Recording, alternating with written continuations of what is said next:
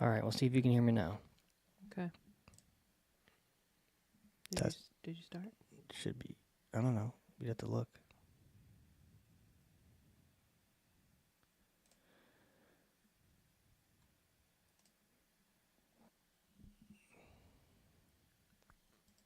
Testing. Nothing? No, it's working. Oh, I can hear. Oh, okay. You can hear good? Testing. Oh, gosh. Oh, thank God.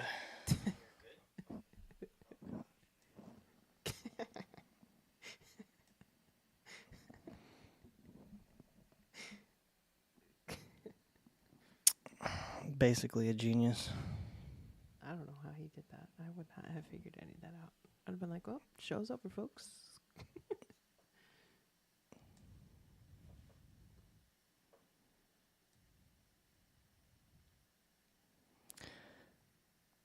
Well,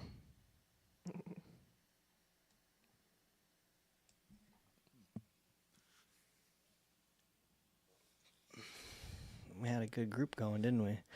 Yep.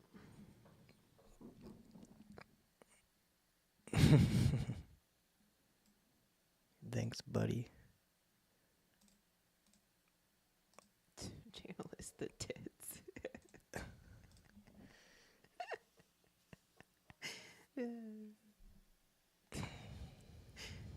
Did you hear Luca? Or no, Sis.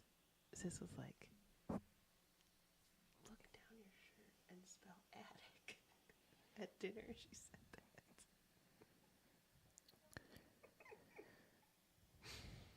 That was so funny.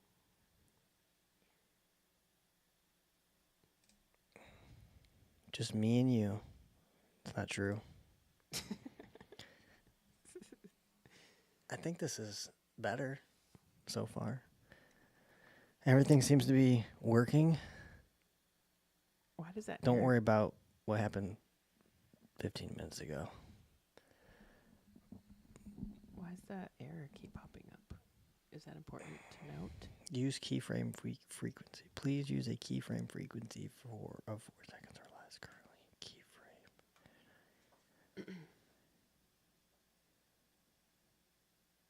This feels weirdly intimate, he said. Is there a... I mean, before you leave, like drop a heart or something, and to show your true support. And also, I don't know. Oh, can you share this or something? Is that a thing? Me? I'm just asking. Is that an option? When people come to this live stream, are they able to share it or something? I don't know. Yeah, I can share it. Any minute now, people are gonna be pouring in here. We got 10 people in here. Yeah, you can share it with people. Oh, that's cool. You can message it. You can Facebook it. Do all that or something. I don't know. Or don't do any of it. It doesn't matter. It's a 12.7 LWRC, and I cannot touch it or bring it into frame because last time I reached back and moved it into frame, the stream got pulled, and I was told I was violating the community guidelines. But I wasn't, and they reinstated me, basically. Nice. So we won one. Yeah. And I was actually debating on whether or not to even put it in the shot, but I feel like it's a vibe, Kind of want it there. What up, Pickle? Gee. I'm gonna mess that up. I'm not gonna try. What's +1? One for you. You won the thing against YouTube. Oh yeah. Yeah, it is kind of 1-0 me actually. They haven't messed with me, so they restrict videos and stuff, but I kind of know that's gonna happen when I make the video, basically. But hopefully it's never a problem because YouTube does the weird thing. I guess it's weird. When you go to publish a video, you have to basically tell them whether or not you think that video should be restricted, basically. And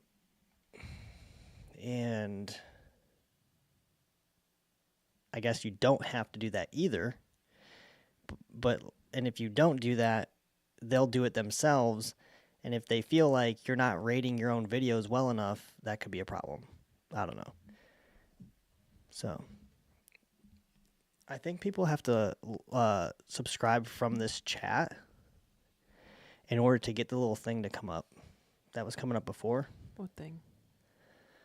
The cops kicking in the door. Oh, they have to subscribe. Happy birthday, Mr. Caden. Happy birthday, Mr. Caden. Anything else I could do for you?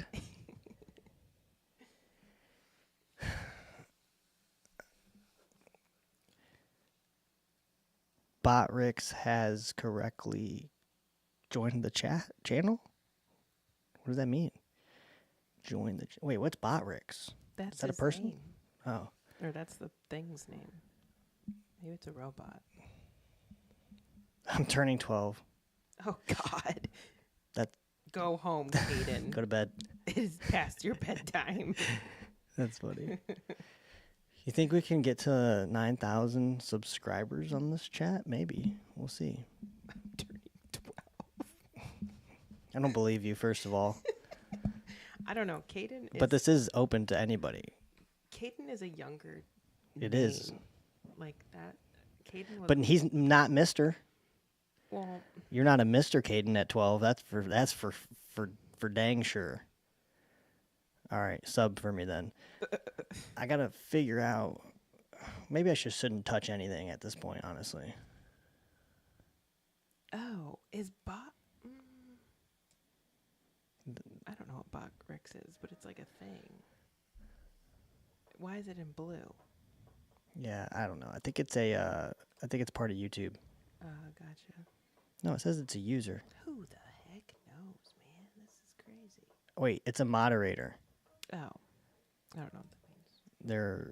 They're trolling the chat to make sure everyone's doing the right thing.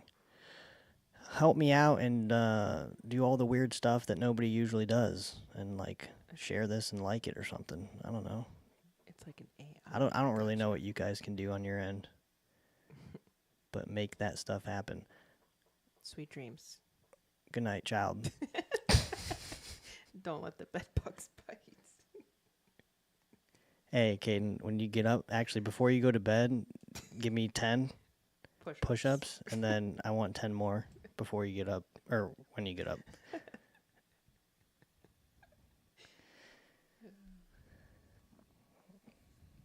Current viewers, 17. 1 like, that's not going to work. Stop. I'm just saying. I mean, you got to tell the people. I know. You got to tell them to do it. Maybe you should ask. I'm just doing it. Just ask them. Maybe they'll. Oh, there we go. I don't know. Hearts are going, but the like count's not moving. It's all right. No, it's not. It's okay. It's okay. Yeah, it's fine. Tag, share, earn. Oh. Stream health, poor. Your stream health is poor. Zemperfy. That's what's up, Jorge Vega.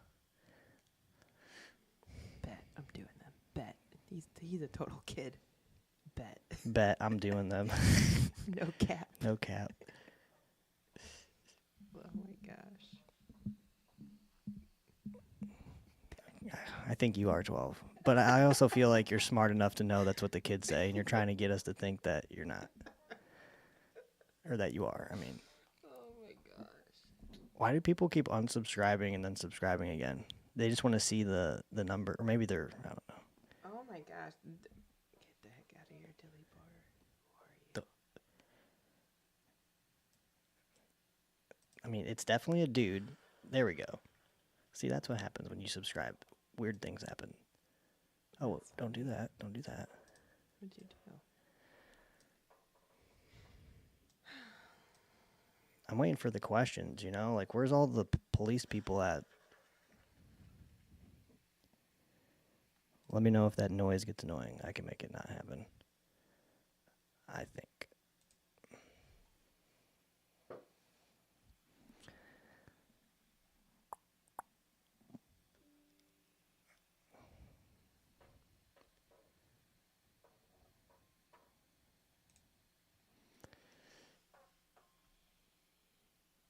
my God.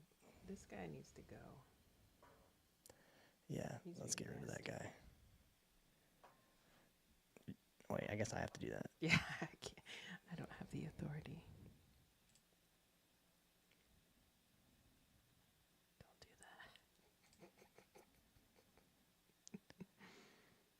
Oh, jeez.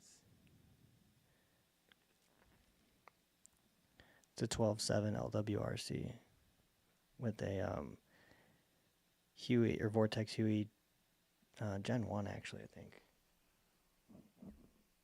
It's a UH1. I think it's a Gen 2 with a Trijicon 3x magnifier. Did you go in the Army? Somebody asked. Oh, no, it was in the Marine Corps. 2008, 2012. Where do you see policing heading in the future? Do you think it's going to get better or worse? What? Were you supposed to do that? No, no. Why'd you do that? Something happened. Anyways, Never mind. the podcast I was in the Marine Corps. I already answered that. You thought you were going to bed. Caden. Policing headed in the future, kind of need more specific oriented question on that topic, like in what context. Do you think it's going to get better or worse in terms of training? Oh, there it is. In terms of training and policies. Okay, so well, training can only really get better. Policies, I guess it depends on what you would consider worse. I think the answer to your question is like more general and less specific. Policing isn't what it used to be, and actually the podcast that I just made or did, it's going to come out soon, next couple days maybe. We talk about that basically. The evolution of policing. That's what the title is. The evolution of policing, and we do talk about policies and the effects that those policies have on the officers, the public, and how those affect crime fighting, basically. Acorns versus suppressed 9mm training. Oddly specific, I know, but necessary. I don't know why the 9mm needs to be suppressed. Can I ask a question? Yeah. Why does everyone keep talking about acorns? Because remember they asked me about if I was going to do that video. Yeah, but I don't know what acorn. What did There was an officer who was. They had a guy detained in the back of a car for some family violence thing. Threatened his girlfriend with a gun. I guess they like patted him down, didn't do a full search or something. But then the male officer goes back towards the car to like search him real quick before they leave or whatever. And as he's like at the right rear passenger like door of the car, an acorn falls on the hood of his car, and he like freaks out and like barrel rolls to the ground. He's like, I'm hit. Oh my God. And then he like keeps he's like, ah, and he like pulls his gun out and he starts shooting into the back of the car. And then the female officer freaks out and she starts shooting into the car. And then he's like crawling. He like crawls from the street behind another car, and then it like ends. Yeah. That's what happened. I will say, when you do get hit with an acorn, it does hurt. But I don't know that I would start. Oh, like from the tree? Shooting. Yeah. It hurts. But I wouldn't. That's just crazy.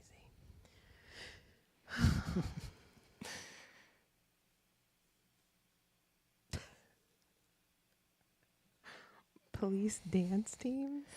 Yeah, that's hilarious. You didn't see that video? No, I'm obviously live under I think a it was rock. all female. I don't know. Could be wrong. I didn't take a great look at it. Yeah.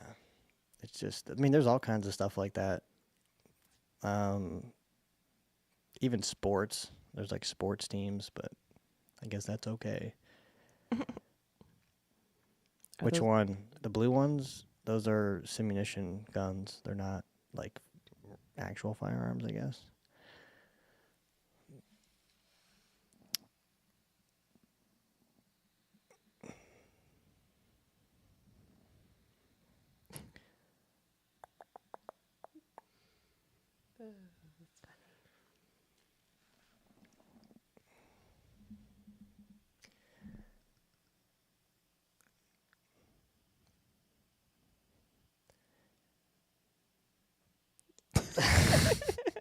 I don't know what that means. 24-inch pythons. Oh, jeez. I guess, yeah, I guess you do have to subscribe from the chat in order to see the thing happen. Because it's only happened once or twice, but the subscriber count is moving. See push-ups when you wake up. Oh, gosh.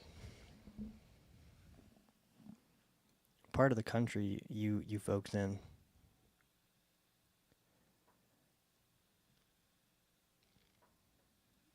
Did I tell you that I had a guy message me, or was it? Oh, he left a message, or he left a comment on my video, I think, and said something about from the front lines of Ukraine.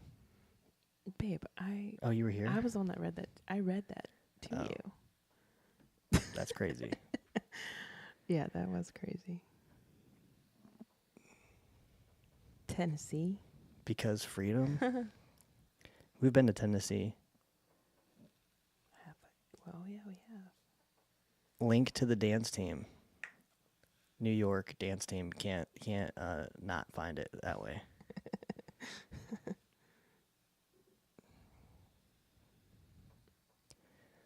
Matt B. Is that Matt Bennett?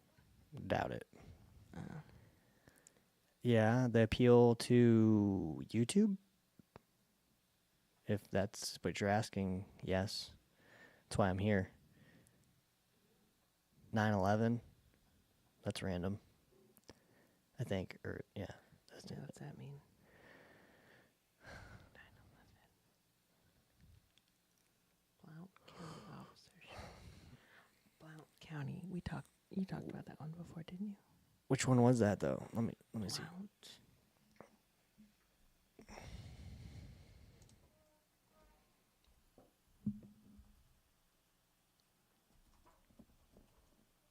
I like how you have the split screen. That's neat.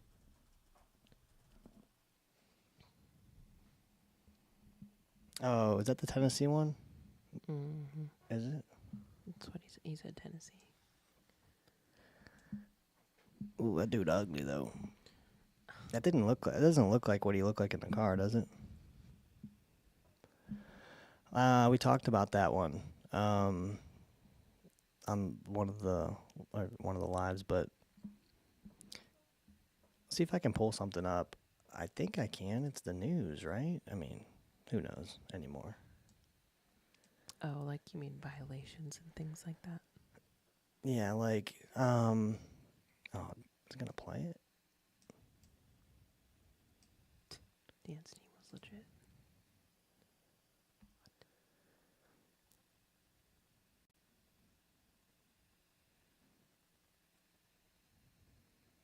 Oh my gosh.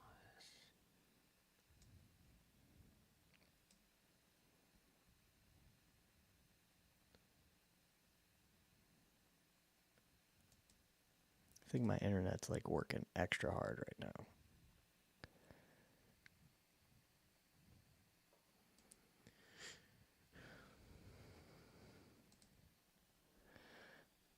But to answer your question on that, like dealing with people that are in vehicles and refusing to come out is really hard to do. And more than likely, the safest thing to do is to back away at a certain point, create distance, and set up a position of domination and start calling the dude out. If he doesn't listen, then he doesn't listen. But that was a big dude.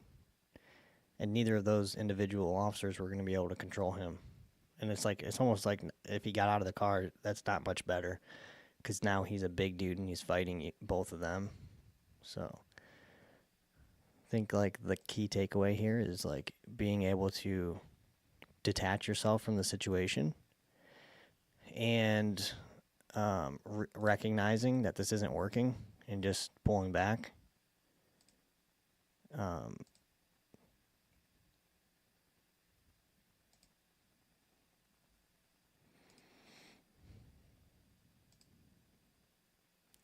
And I don't think that either of the officers had their guns drawn on the guy at the time.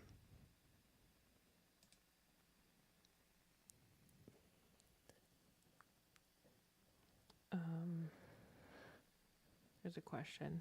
Mm-hmm. What's your opinion on weapon lights? They carry a separate light and no light on their CCW. Okay. Whoa, come on! Don't do this. What are you doing? It's also their name is also. Why is it doing that? That's so silly. Why would I want this other stuff to pop up during the video that I'm watching? Come on. That's ridiculous. I mean, that's really silly. Okay. Just close out of it. I think it's making you lag. Honestly. Is it? Yeah, you're like laggy on here. Like Skippity toilet. Oh my gosh. Anyway, legally armed citizens wants to know what's your opinion on weapon lights. I saw this like older gentlemen's sitting at a table that are like on YouTube and they're popular guys, and I saw it was really funny because he basically said they're pointless for civilians, and I mean, like, if you really look at it, I mean, the reality is, like, I mean, they are, but because you're just probably never going to use your gun to begin with. There's a probability that you're ever going to use your gun. And he talked about how people, even cops in the past, have used their weapon light to, like, look for things and stuff like that. They make sense. Just, I have one on mine, and it's better to have one than to not have one, and it doesn't really cost you anything in terms of like carrying it on your person, so you might as well just have it. But he asked about civilian, right? Well, his name is legally armed citizens. What's your opinion on police reality shows like On Patrol Live, aka Live PD? I think they're awesome, and I think that they should be on TV. I don't think they really are anymore. They're on like Live PD's on something else, right? It's not on like A&E or whatever.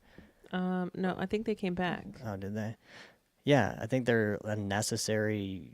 I mean, it's good for all kinds of things. Educate the public, and get people excited in law enforcement, I guess, by being able to see it.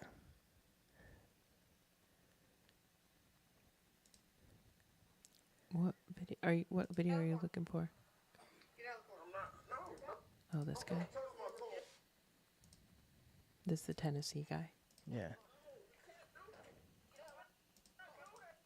So, like, I mean, I understand that, this guy's refusing, and now we're trying to get control of him and get him out of the car, but, like, this is a good opportunity to get shot right here. You can't see him, can't see his hands, and both of your hands are occupied. That's really bad.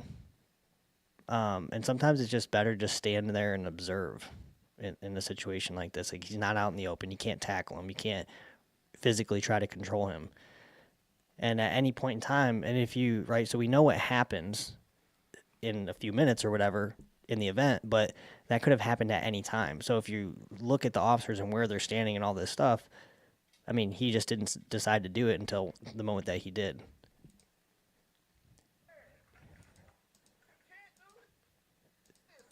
So, like, I talked about the vehicle extraction stuff, I think, like, on Instagram or whatever.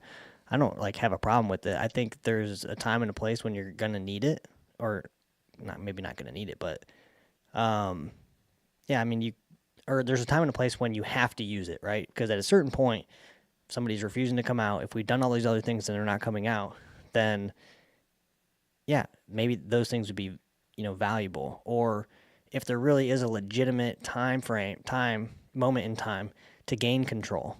But I just don't see how that would be helpful in this situation. And also, if you've ever been to these, even training in the academy, it's all very scripted, and a lot of the stuff that you do, even the cadets, you'll do things and you'll be like, we'll never do this. We'll never use this. Like, it's just because it doesn't, the thing that you're learning doesn't equate to a real life interaction because their hands are flailing all over the place and you can't grab them, can't gain control of them. Where like if you're doing a certain technique, like they're standing there and letting you grab their arms. That's just not reality.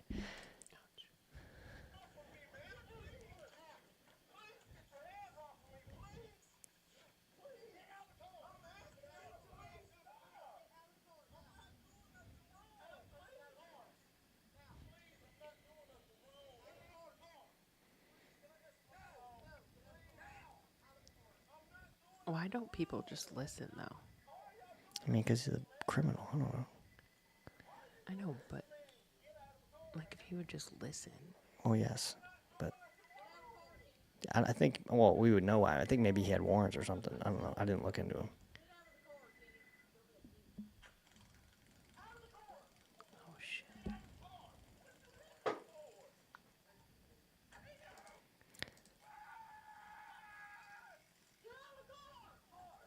What the frick?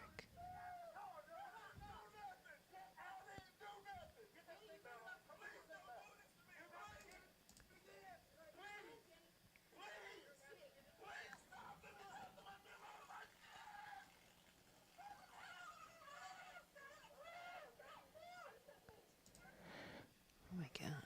I always like to have. Well, I know they're like trying to gain control of this individual, and I think they started on opposite sides of the car, but you know, I have been on the passenger side and opened the door when the person's like refusing to get out, and I didn't do anything and all these things, and you already know like you're trying to get them out, and get them handcuffed, and they're refusing, and opened up the door and taken the keys out of the ignition, so at least they can't drive away. Which I do believe he ends up driving away. And he's missing for like 2 weeks or something. Oh, my gosh. What? And then I don't know. I skipped through the after this, but That's crazy. We've talked about treating this type of situation like a barricade. At what point do you pull off and start to treat it that way? like at the sign of basically first physical resistance, essentially. Like, my policy is, you ask them, tell them, and then you show them.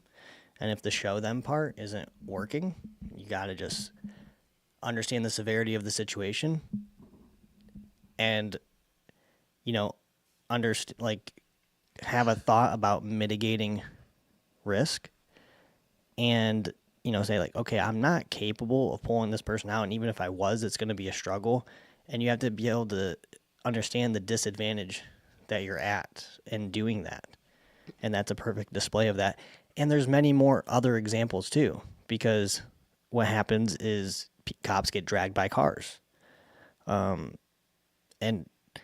I don't really care who you are or, if somebody's holding on to the steering wheel, has their arm through the steering wheel and is just holding on to it and has their legs locked up against the floorboard, it's just going to be difficult to get them out. So, yeah, that's what I would do. I don't know if they have any more assets, but like literally the solution to that problem takes a while, and you would have to pin his car in so that he can't leave. Like, that's the first thing. Immobilize the vehicle by using your patrol vehicles as long as it's within your policy to do that. Anything else? Oh, I'm sorry. A random commenter said, odor of marijuana, refused to exit. Guy was driving like he was impaired. Assuming. Yeah, he was on the wrong side of the street. Oh, he was driving the wrong way? Yeah. Dish. Matt B said the officers were standing in front of the A pillar. Takedowns light from unit blinding them. Dark sedan interior. Yeah, but the light from your patrol vehicle only blinds you if you actually look at the light itself, and you don't do that. Like, it just doesn't happen. So you're not really blinded. That's not a factor, in my opinion, in what happened. But yeah, I mean, you could say thank you. I don't know how you say that name. Three enzyme. Enzyme? Three? Your name sounds like a bacteria, but I That's appreciate awesome. that, dude. I think you're a dude because you said my dude. Dudes usually say that, but thank you. It says, let's celebrate their first super chat. How do we do that? Hang on a second. Oh. I don't know. How do you do that? I think it says, just talk about it maybe? That's so cool. There we go. I did something. I don't know. Nice. I'm learning here.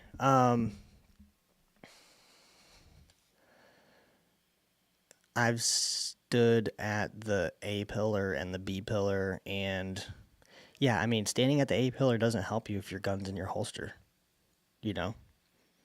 So, whether he was standing at the B pillar or the A pillar, he could have gotten shot either way. The guy could have leaned out, or the door could have opened, and he could have shot him. There's a video on the YouTube channel, I think it's Vehicle Approaches or something like that. And I talk about the mitigation zone and the science that was done behind that and where to stand. And there is actually, I mean, it's been happening for a little bit. It's kind of aggravating. People, organizations, whoever,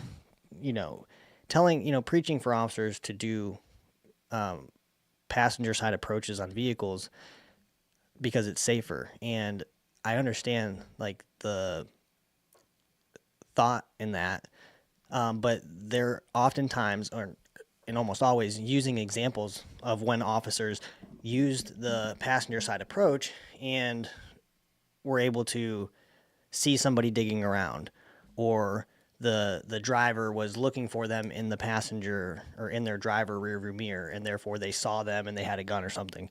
Yeah, those are success stories, but there's a lot of success stories of people on the driver's side, right? If you go on Instagram, one of the last posts I made, I showed, it was like, 8 photos or something of cops getting shot at or shot on the passenger side of the vehicle, and an officer who was on the driver's side and got shot by a front right passenger. So he actually shot around his driver buddy's head to shoot the officer.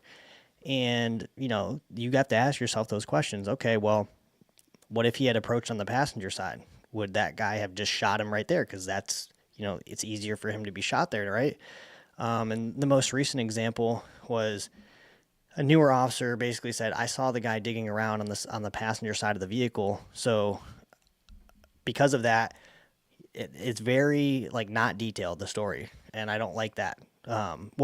Maybe it's for a purpose, but that's what we do in law enforcement. We tell stories that no one can validate. And, the story was told like a new officer would tell a story who doesn't really understand, or maybe even trying not be braggadocious about it, but what is it, like, almost like stroking another person's ego maybe. And they use that as an example. It's like, okay, I saw him digging around, so I used verbal commands to control the situation, and he had a gun underneath his seat, and I'm confident that I would have died had that. It's like, okay, well, pretty much every proactive city cop has seen people digging around in cars and found a firearm and did not think that the person was trying to kill him, because that's just normal bad guy behavior. And then so it actually invalidates the idea, right, in the story, because it's like, well, wait a second. Yeah, you saw him, right, digging around, so maybe you stopped and you said, hey, put your hands outside the window and come back here and talk to me or something like that, right? That would be like, okay, I feel like odd about this. Something's off. Let me call him back because I feel safer doing that. But what if you didn't see him digging, right? He's just sitting there. Well, guess what? You're going to walk up there And guess what? He had a Draco underneath his seat, right? So what if he had it in his hands? Like it just that's a terrible story. Like it doesn't validate that approach. And actually, the reality is, okay, if you're saying he's the bad guy and he had a gun and he was going to kill you, you were safer on the driver's side. So, yeah. But in that video, I talk about why it is safer on the passenger side, but it becomes safer on the passenger side after the initial incoming gunfire because there is a larger area of mitigation zone. I don't smoke cigarettes, but thanks for the, what do they call these? Super chat or something? Mr. Zuzilla. Appreciate it, buddy. Or lady, whichever one you might be. Pal. So like obviously if you approach on the passenger side of the vehicle and the driver is the bad guy, yes, he has to, look your direction, navigate the seats and things like that to shoot you. And more than once, certainly, right? He's going to have to do that more than once. It shows it up here, but it's not. Are you seeing these flash up when people subscribe? But so after the first round, if he wants to shoot you more, you're going to have to exit. The driver's going to have to exit the vehicle. But if the bad guy's on that side of the car, then you're not in the best spot. And you could say, well, on average and more likely that the bad guy is the driver. And, I'm using probabilities, likelihoods, and statistics to, assume that that's where the bad guy is. I get it. But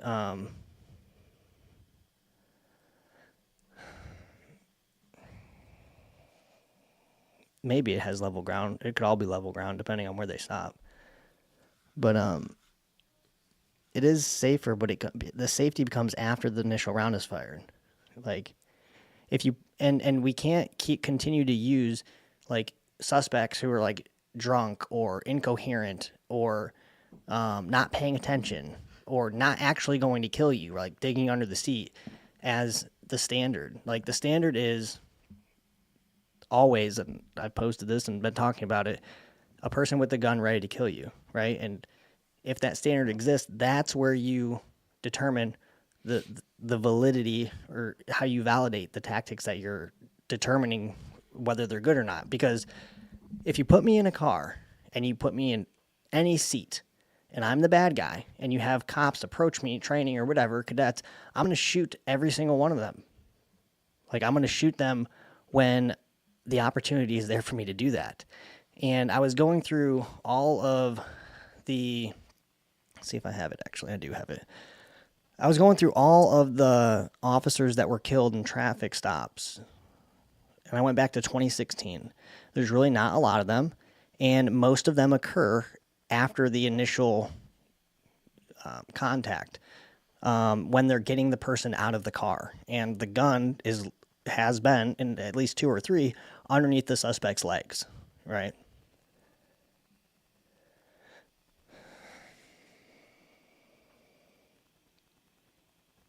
Are you ready for a question? You can ask the question. Okay. But I'm going to look for this document real quick. So, there's a good one too. You guys are going to like this story, so don't leave. Okay. Department of AFT. Opinions on analog night vision, either PVS 14 or binos. Any experience with them? Yeah, I had them in the Marines. But why would you need them? Like, I mean, for like country cops maybe, or game wardens and stuff. That legit, definitely. But you don't really need them in law enforcement. And if I'm not going to get into like the SWAT thing. Oh, here we go. But did I answer the question? I answered the question. Yeah, I got another one. Go ahead. Okay, a random commenter says, Academy where I'm teaching, Temple Index with multiple officers operating together. Also, felony stops. Officers are now trained to exit their cruiser and get to the rear of their car to use pillars. What are your opinions? Yeah, so in the high-risk vehicle encounters class that I teach, what I teach students is the goal here is to put as much of the vehicle between you and the bad guy as possible because you're giving the round more chances to deviate and do other things besides hit you. So it's not always the rear, right? Because the bad guy could be behind you or he could be next to you or you could be running in circles around your car. So it's a continuous, evaluation of doing that. I don't teach students to stand at the V of the vehicle because in my world and pretty much a lot of other cops' world, like I have no idea if the car I'm getting into has ballistic panels there, and if they do, what are they rated for? Most cops couldn't tell you. It's a place of false protection. Your upper body's exposed, and what's going to happen when rounds start flying at you? Well, go pull up every single video of a cop standing there, and they always run to the back of their car. So another thing that I tell students, and whatever it is I'm teaching, constantly evaluating your position to see if how do you feel here? Do you feel okay? What if this happens? Well, if that happens, I'm gonna go to the living room and stand there. It's like, well, then don't wait for the thing to happen. Just go there, right? And that's part of establishing a position of domination. I have a video on position domination. It wasn't one of my best videos that I've done, but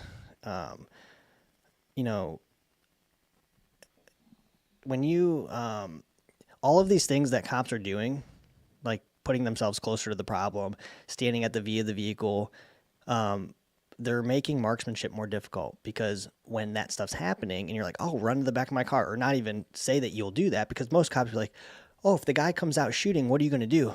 They'll be like, well, I'll shoot him. Well, that's not what cops typically do. I mean, they might try, but they also run for better cover. And so if we can get to better cover from the jump, then you can make better decisions back there, right? So instead of turning your back and running and trying to get to cover, you might be still ducking, physiological responses happening, and focusing more on marksmanship.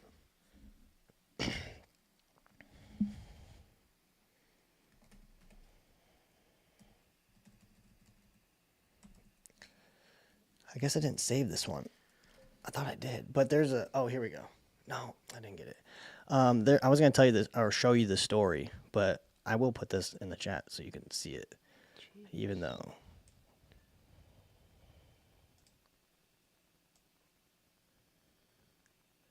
I know you guys can't probably read this. You can't read that, can you? On your phone? I don't see anything. Oh. Is it that delayed? I guess so. Or it's just not showing it. Are you guys seeing a Word document? Oh, he says too small, so you just can't see it. But anyways, so I went through all of... Now I can see it. Okay. Yeah, but that's too small. You can't read. That's fine. I went through all of the traffic stop deaths from 2019 to 2016. The ones that were like traffic stop and the officer was killed at some point during the stop. There's ones where it was a stop and then it turned into a chase and the guy shot through the car or whatever. Like, I didn't count those. But there was one in here where an officer had handcuffed the suspect. I think it was California.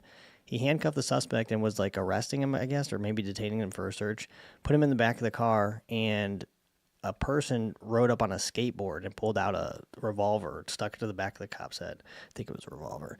And like told him, hey, let him go. And for whatever reason, the dude shot the cop and killed him. And then manhunt and all that stuff. The person that was in the car that he had arrested, fled the scene and was charged with the officer's death, basically, in some way. And the person who actually shot the cop was found dead. Any more questions? Yeah.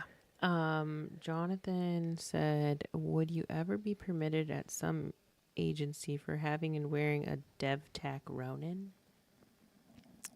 What is that? I know who Ronin is. I have a belt by him, but I don't know what that is. Death Note said, yo, bro, I believe in you that you will hit 20K. Thanks. Oh, what's your thoughts on night vision? Like just in general? Oh, okay. Hang on. I got an answer for you. I'm looking what a DevTac Ronin is.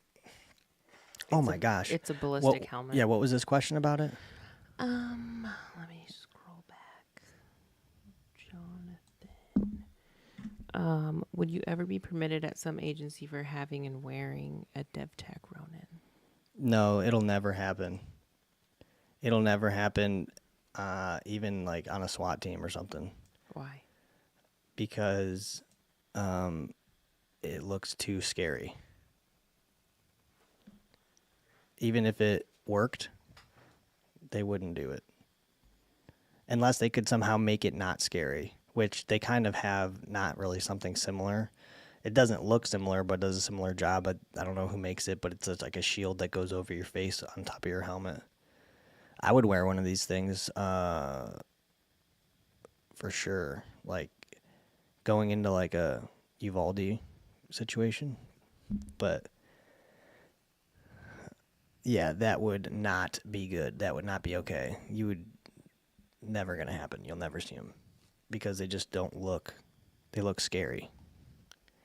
And nobody likes, I don't want to say nobody likes, but the whole militarization of the police or whatever. And actually, we had a unit that was like writing a grant or something to get helmets, just like ballistic helmets that weren't riot helmets that are not ballistic. And they were denied to be able to get the helmets because they were told that they look, or they don't need SWAT helmets, even though that's not a thing. So that's where we're at with that. Another question. S'mores wants to know what should they start with if they're trying to get a home defense shotgun. Really not the guy for that, to be honest with you. But there's like two choices. I mean, Remington 870. That's like an obvious answer. A Benelli, which is more expensive but nice. But I don't really have a good answer for you. Dad, your grandpa's shotgun will be fine too. What do you see in the? Do you see? Oh. 18K. I'll have to fix this frame thing. Yeah. Did you see that pop up? No. Really? Yeah. I mean, but mine's like delayed. Oh. Canine Tac Enforcement wants to know, are you a police officer? Yes. Okay. William said MOS question mark. 0311. Duh. No, I'm just kidding. Yeah. Okay. S'mores is just spamming with the same question. What's the question? I'm looking for a home defense shotgun. What Oh. should I start with?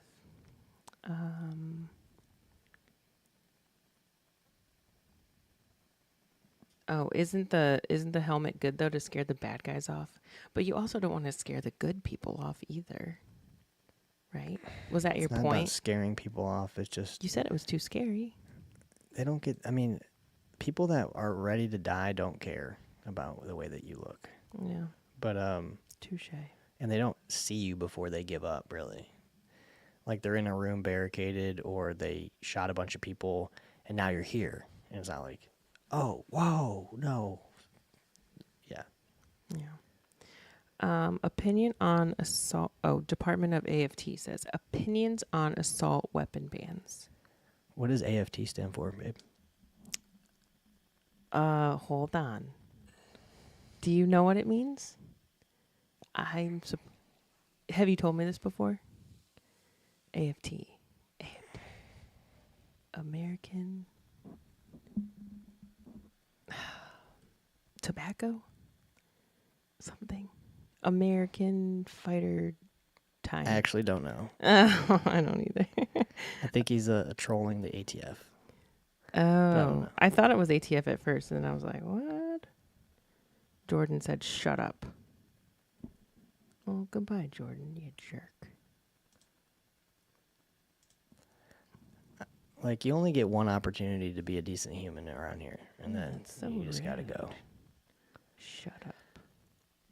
Technique. Oh, Griff said, techniques for avoiding blue on blue shootings involving plainclothes officers. Yeah, we talked about this one. Yeah, Jonathan. Alcohol, firearms, and tobacco. Are you the officer or are you the Tobacco. plainclothes officer? are you like on duty, or are you the officer that's in plain clothes? And is that happening on duty, or is that an off duty thing? Like you're shopping with your family and you're in plain clothes, or are you doing something else? That's my question to you, but I'll start to answer it. So if you're off duty, if you're a civilian or you're a police officer and you're wearing plain clothes and you're drawing your handgun, you just need to be aware that there's a good chance a cop is going to perceive you as a bad guy. There was actually see if I can find it. An incident where a civilian was killed by an officer after the civilian killed the active shooter. Oh, that's the one you were telling me about. Oh, wait. No, we talked about it before.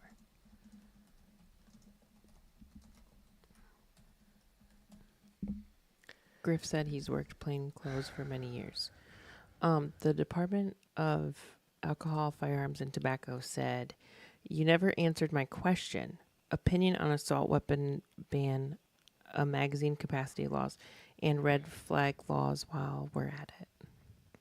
Yeah, I can tell that this probably isn't going to work out between us. But let me go over this real quick.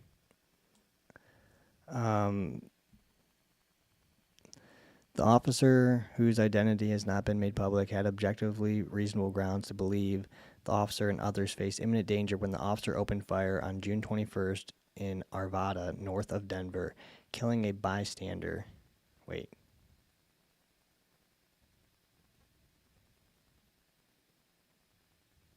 Yeah, I think that's the right one.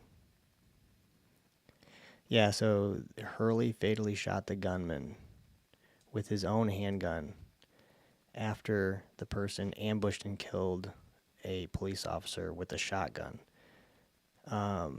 Yeah, so that's what happened. That's right. The like active shooter bad guy like ambushed a police officer. There's a video of it too.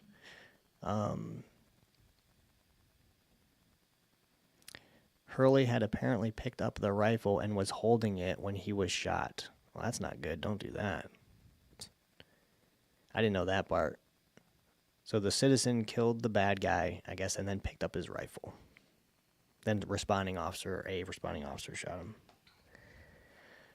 So on the civilian side of things, make sure if you're going to get involved, if you are like trying to really prevent serious bodily injury or death because it's like in your immediate vicinity, that you immediately start thinking about not playing that role anymore and holstering your handgun. Because if shots are being fired, like let's say a mall, for example, and there's officers that work the mall, and you are doing whatever, and you decide, okay, let me go find this. I hear gunfire. Let me go see. And you're running through the mall with a handgun, and you're in plain clothes. That's just bad. And not only that, like, because responding to an active shooter is just like you feel like the person with the gun is the one doing the shooting. So they may not be asking a lot of questions. So it's just something that you have to consider and maybe do it from a defensive type of position if you are going to engage. But just be aware of that. And if he did say he was on duty or something, right? What did he say? He's worked plain clothes for many years. Yeah, well, I don't know. Like our department has a policy where you have to be marked up looking. Like you can be in plain clothes, but you have to, when you get out of your car to take enforcement action, you have to be clearly identified as a police officer. And that may not be your policy. The only time that policy doesn't really exist is for narcotics guys. So, and that is they're doing an operation or something, but that has to be briefed. We actually had an officer who was killed by another officer because of that. And briefing and whatnot. Make sure you brief. Did that answer his question? We'll find out.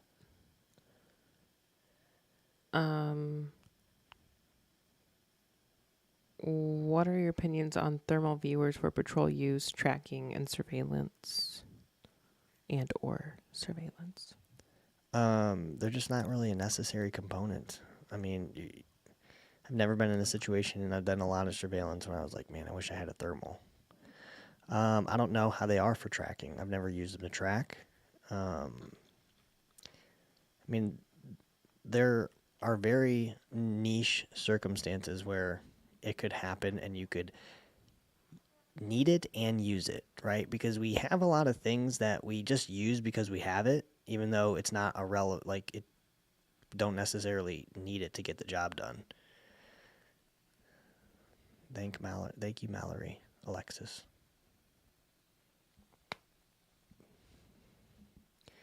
This up here is like way behind. What does it say I'm at? The number? Yeah. 18,997. Oh, I guess my thing is.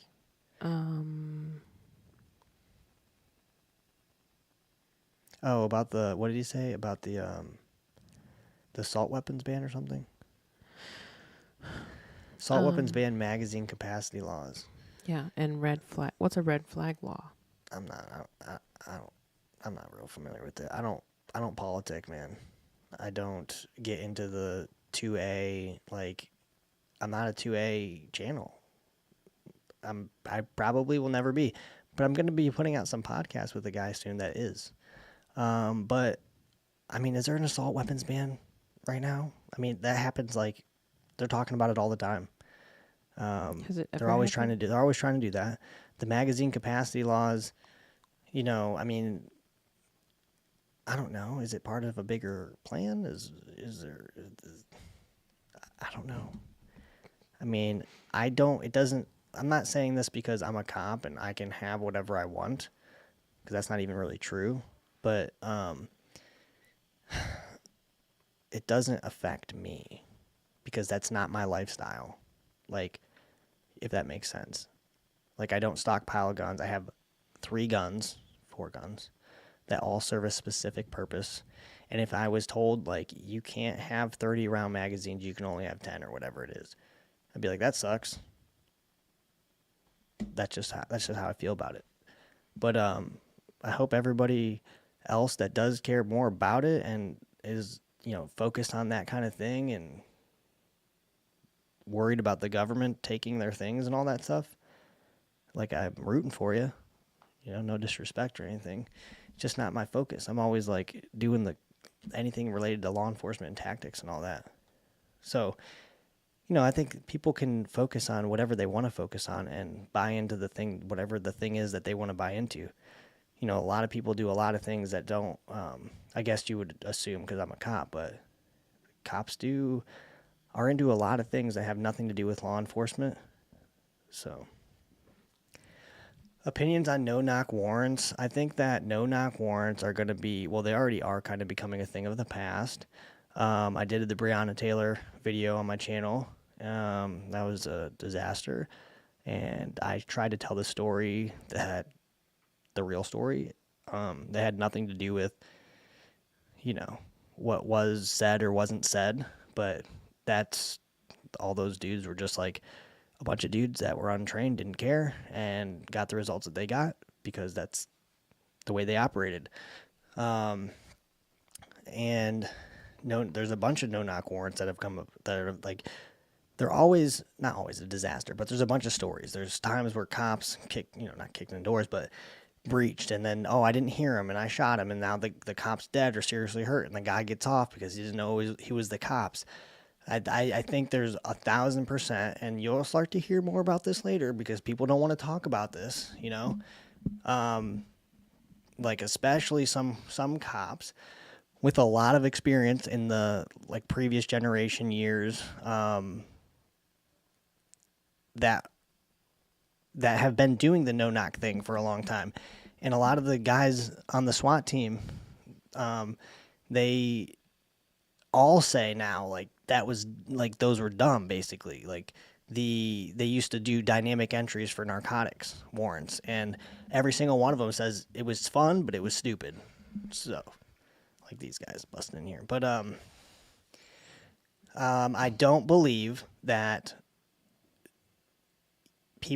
I think you are actually at a tactical disadvantage on a no-knock warrant for a number of different reasons. And, you know, I posted on the Instagram, like, I don't know, it was a while ago now, but there's a news story, and there's probably video or whatever, where, you know, drug guys, agents, whatever, had a warrant to go into this house or whatever, and they did the whole thing. They stacked up, breached, hit the door, and they believe they were inside, and like 4 of them got shot, 3 or 4 of them got shot, and they egressed out of there, and they set a perimeter, and then SWAT came, and the dude surrendered, right? And like, yeah, that's what happens. Like every surrounding call out that I've been on, the dudes come out, right? There's occasions where they'll stay in, but then they need some extra encouragement and they'll probably come out.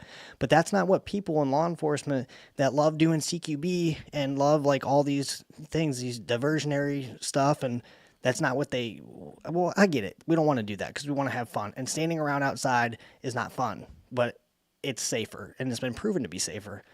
People go, well, people have been shot on surrounding callouts. It's like, yeah, because they're there.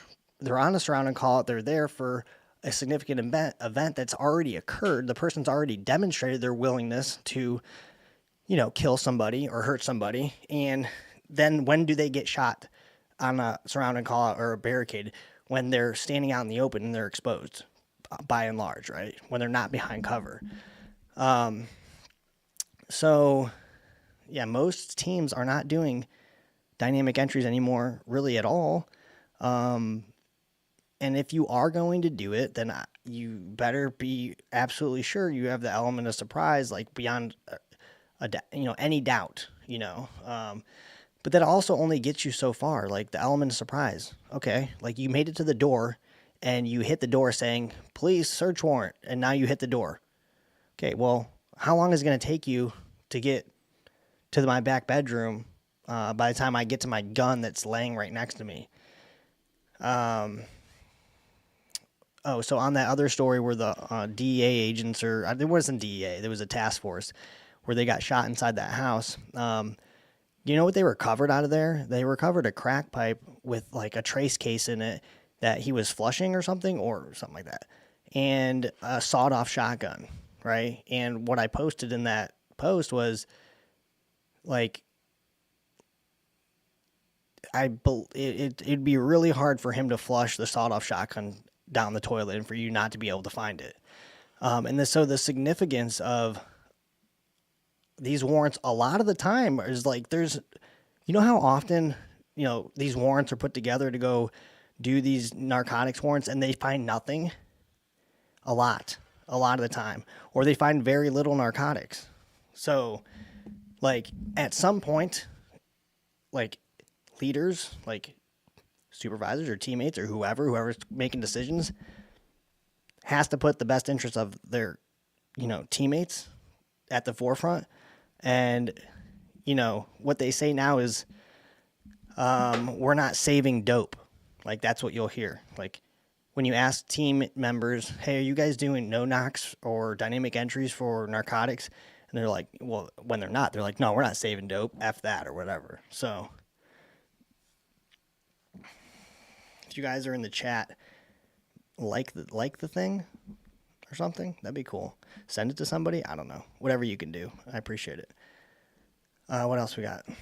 Alan wants to know, what's your feeling about SSRIs or antidepressants and their apparent link to massacre shooters? That's a thing. That's a thing. I mean,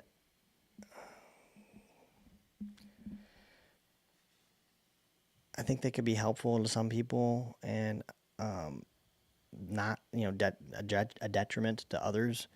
I think most people, like reasonable people, agree that people are over medicated anyways to begin with. And there's possibly a solution to the problem that doesn't involve those things. But I'm not a doctor.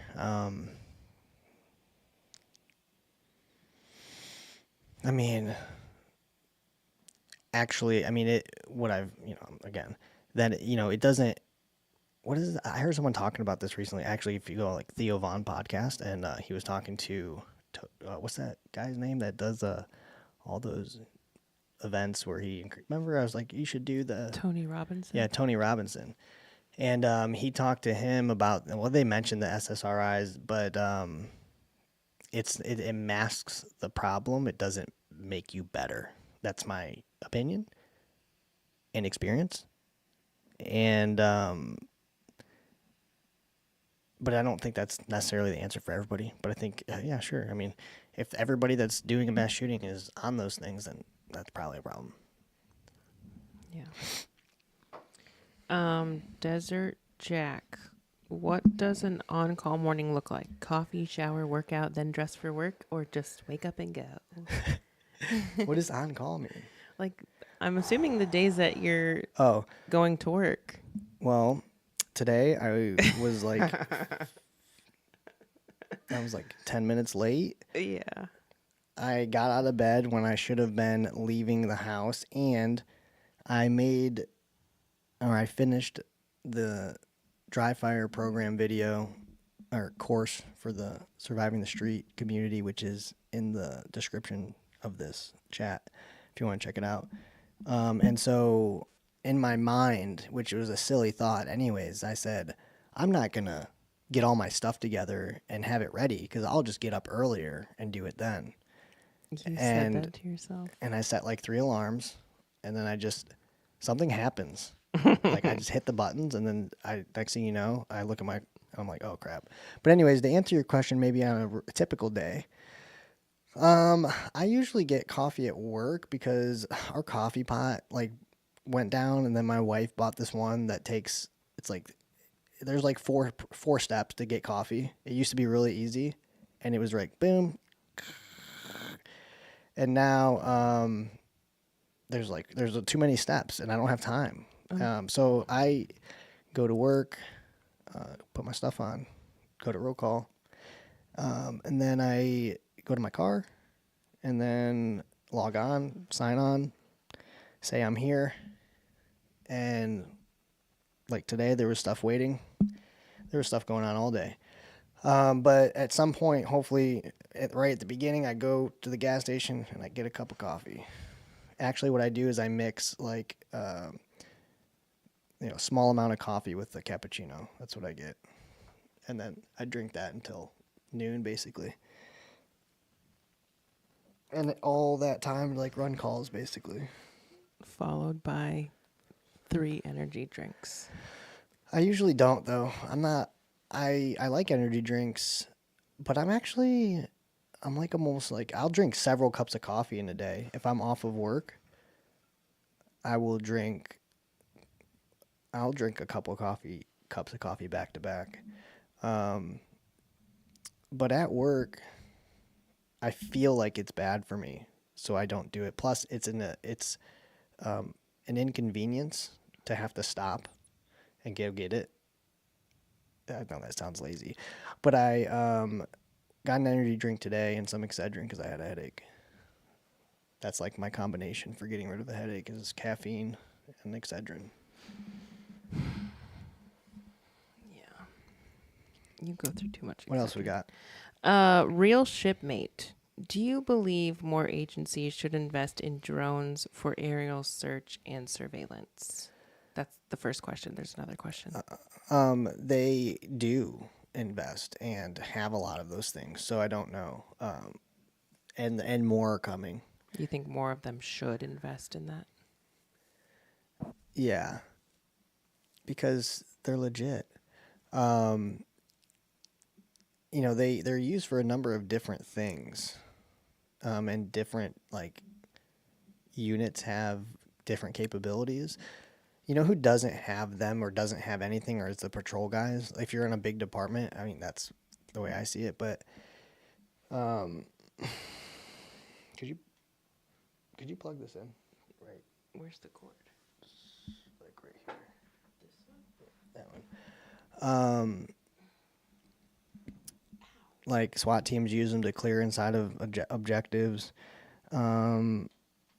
I think honestly, like what they could be used for is instead of calling SWAT, like, hey, we have a drone out here, we're gonna search inside here or whatever. I don't know. Like they don't. Again, speaking on my own experience, like patrol doesn't get to do really anything, and it seems like actually more of like hands off. Like, hey, don't do that. We'll call somebody else to come do it for you. And that's not good because there's going to be times where there isn't going to be somebody available to come handle it for you, and missing out on some of that experience. People are rooting for you to get to 20K. That's not going to happen.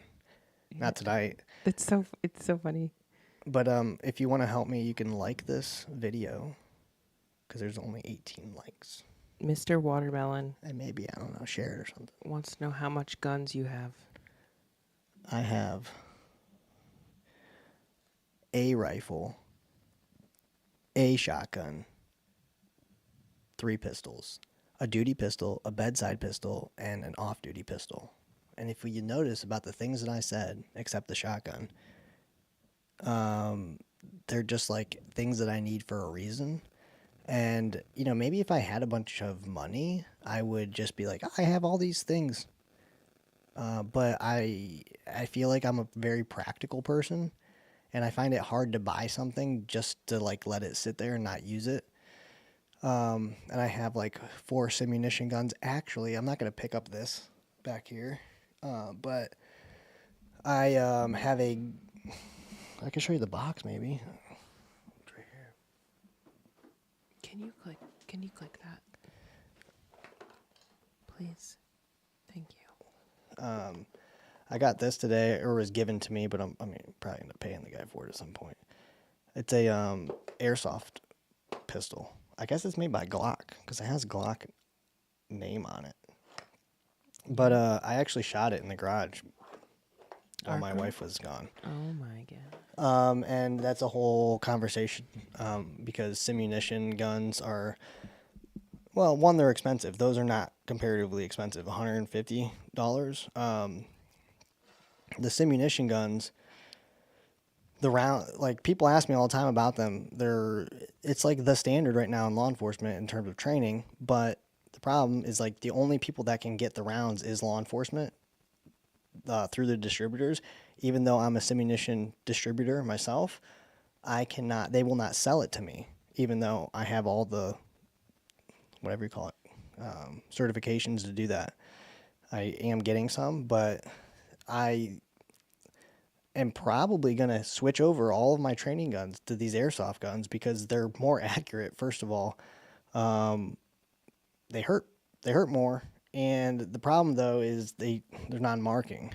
So, and I'm very, in my classes, you know, hold them accountable for their marksmanship, but also, it's a good guide to be able to see what actually happened. And you lose that capability when you just have airsoft pellets. But did I answer a question or something? I think it was how much guns do you have, and then yeah, that's what I got. Yeah. Jonathan said we're having a culture problem with apathy, in particular right now. I would say, what would you say about that perspective? What does that mean? Apathy? Yeah. Oh, that's a good question. I should probably Google that word. Apathy. What do you mean? Lack of interest or concern. So can you tell me what that means? What's this question? Oh, now I gotta read it again because I can't remember what he said. We're having a culture problem with apathy in particular right now. I would say, what would you say about that perspective? What would you say about that? Yeah, what would you say? What does that mean? Like, people don't care. About what? So, like, I mean, I guess in terms of law enforcement? I mean, you could put it in perspective of law enforcement. I mean, if that's how you want me to answer it, that's a good one. Yeah, because I think about that every single day, how much people don't care. Let's well, I can't say a whole lot about it. Well,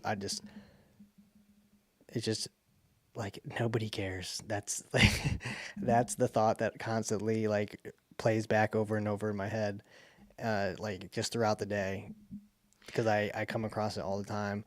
From an organizational thing, like let's just say things are broken and they're not being fixed. We could make things better and we're not. We could solve this problem and we're not. And one of the things that I have talked about, I actually made a video on it. I know I make a lot of videos, but I'm in my car Well, it's not going to help you. But anyways, what I talked about was like the Uvalde situation and how our solution to that problem is 2 trainings a year mandated by police officers, 2 active shooter things and trainings. Well, every reasonable tactician or person who understands like what it takes to become capable at tactical skills knows that that is not a solution to the problem. Um, so because it's just two, right? Like if you're not continuously doing the thing, you don't get better at the thing. Time put in equates to levels of skill. And what do we do? What I say in this next podcast, you'll hear me say is, we're really good. Well, no, that's something different. Well, we are really good at telling people good job, when it's not a good job. But we wait for bad things to happen before we try to do anything about the thing, right?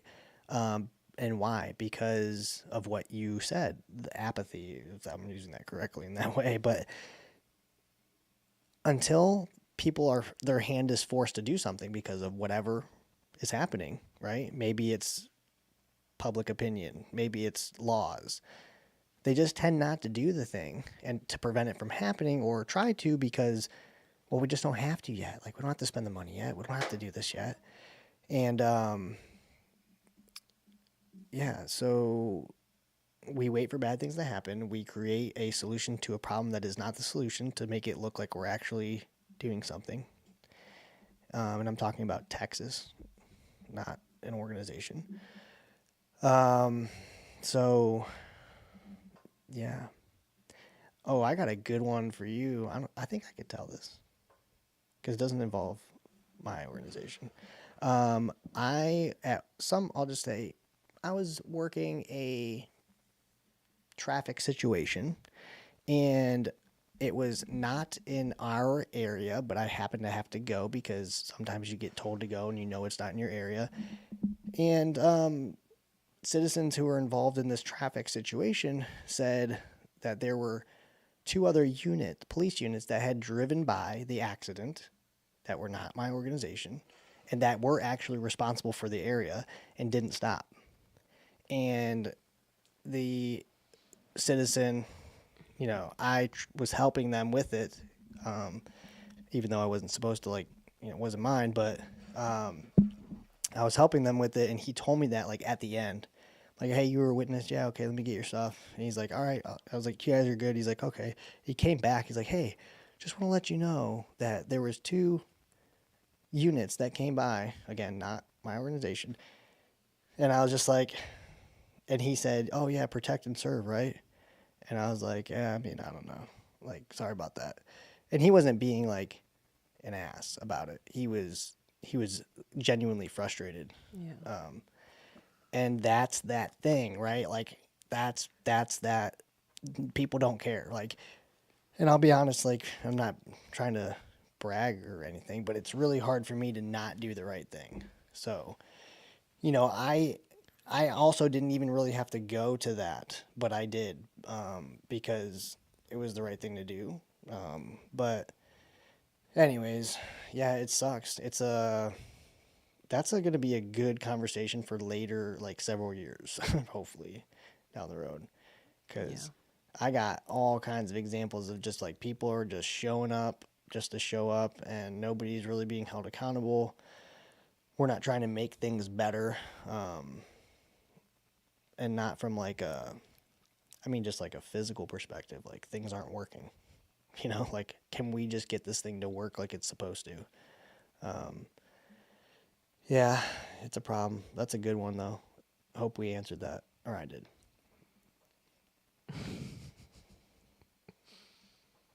I kind of had a question. So, I mean, the older you get when you're in your field, like, people tend to be not as proactive, right? Mm-hmm.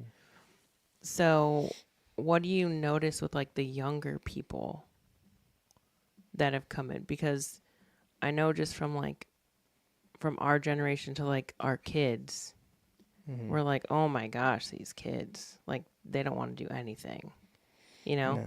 So I'm wondering, like, the younger, not like our kids, but like the 20 somethings. Well, I think like being proactive as an officer is like it's like a different thing. It's like its own thing. Yeah.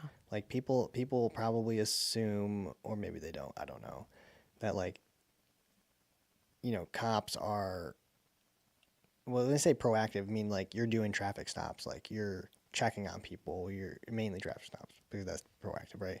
On view investigations of things that you think could be happening.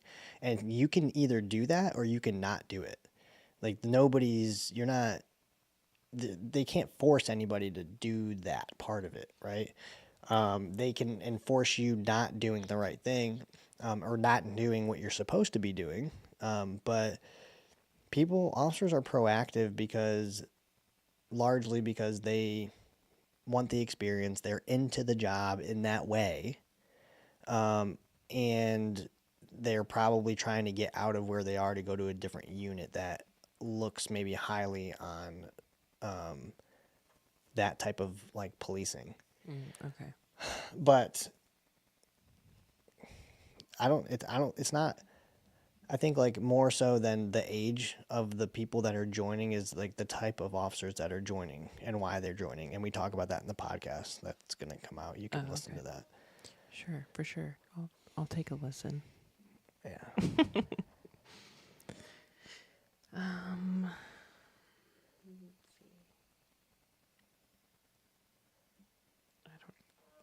Why does the subscriber count? Why do people follow and then unfollow? Or I don't know if it's them, but like it seems odd for people to like unsubscribe and then like someone else subscribes. I don't know. I don't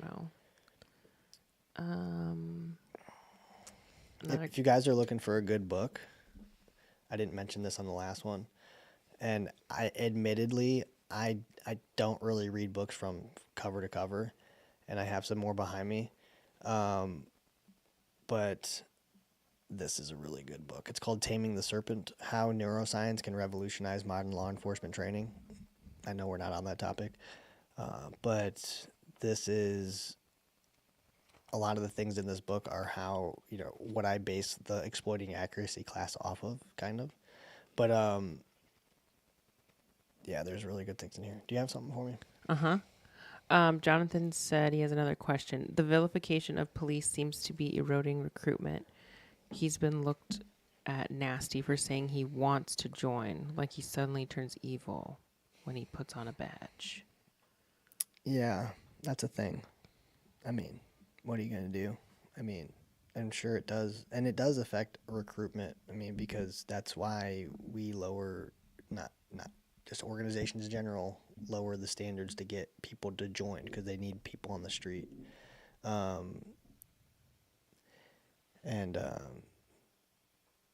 Yeah, I think you're not though, like you have an opportunity to be whoever you want to be and the type of cop that you want to be.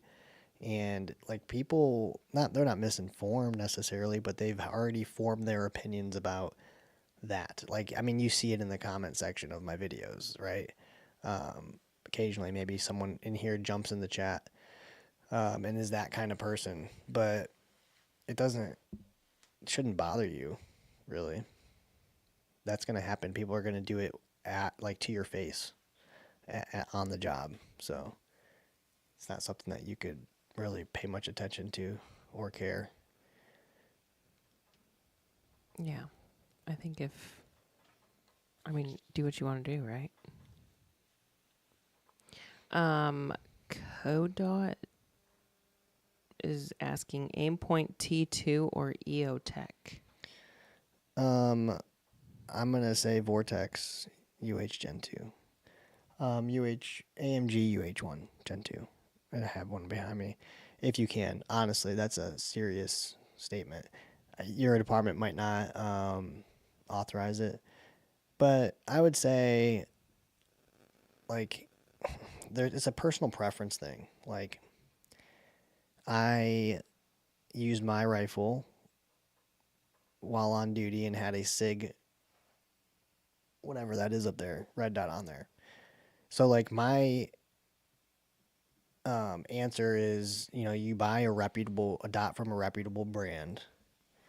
That's within your price range. Sorry.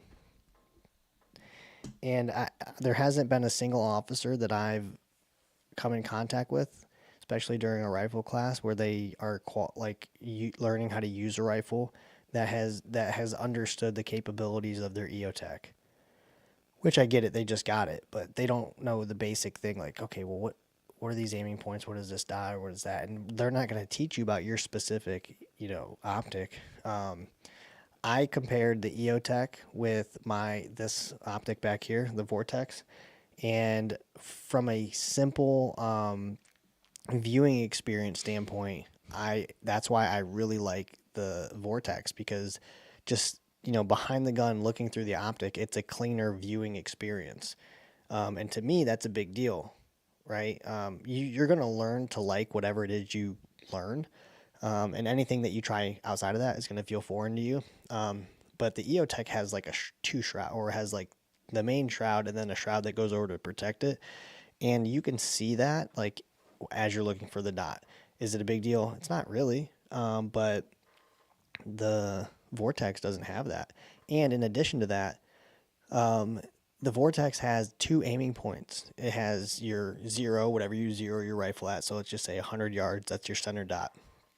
There's a triangle underneath that dot at the bottom, and that's your CQB distance, right? So if you zero your rifle at 100 yards, or I guess at 50 yards, and you are... He said something about the triangle at Yeah. the bottom for 10 yards. Yeah. Sorry. So if you zero your rifle at, let's say, 50 yards, and you're shooting at the 100, and you aim a little bit lower because of the rise in your round, and then you get up to the CQB distance, you need to account for your offset in your optic. So, is that even a big deal? I mean, it can be. If you're trying to take a shot on a hostage inside 10 yards and they're face to face or high low or whatever, yeah, that's a big deal, because that's the difference between hitting or missing. But in all of the things that you do in tactics and shooting and law enforcement, whatever, like, you should not have to be thinking about a lot, or if you can minimize the things you have to think about, there's a greater likelihood that you're going to succeed. So, and even with this optic, you have to train yourself to do that thing, right? To change your mindset from red dot to triangle. And it's easy to do when you are outside and you're about to go inside a structure, right? So if I'm outside of a house and we hear somebody screaming or whatever, like, you should already have told yourself that. If you're in an open field, like, and you see them, like, that, you might have to make that mental switch. But in my opinion, it's much easier to do than the EOTech. And you can buy an EOTech that has like a dot in the middle and then three at the bottom, and they all do different things. It's just way too much. Like, it's way too much for the average person who carries a rifle for duty and maybe qualifies a couple times a year and maybe trains with it. It's just not enough. Babe, your chair. Oh, sorry.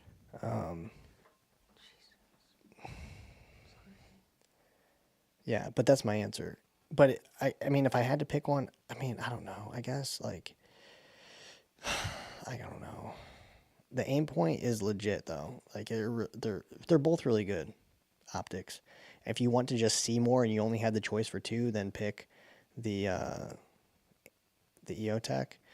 But it's the same reason why I like the Vortex Venom on my pistol. Now, people, like, I've gotten stuff for that. Like, I've had it on there for 5 years and I've always never had a problem with it. I don't recommend it for duty because the battery life sucks.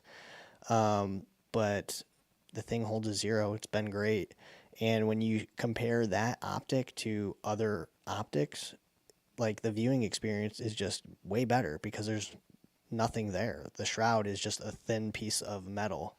Whereas now you have all these other optics that have all these big, pieces of black that go over. And I understand that there's some benefits to a closed emitter and things like that. But I mean, again, like, I'm basing that off of my experience and never having a negative problem with it. I also know, and I have a SIG Romeo, right? That's the same, I believe, same concept kind of as the Venom.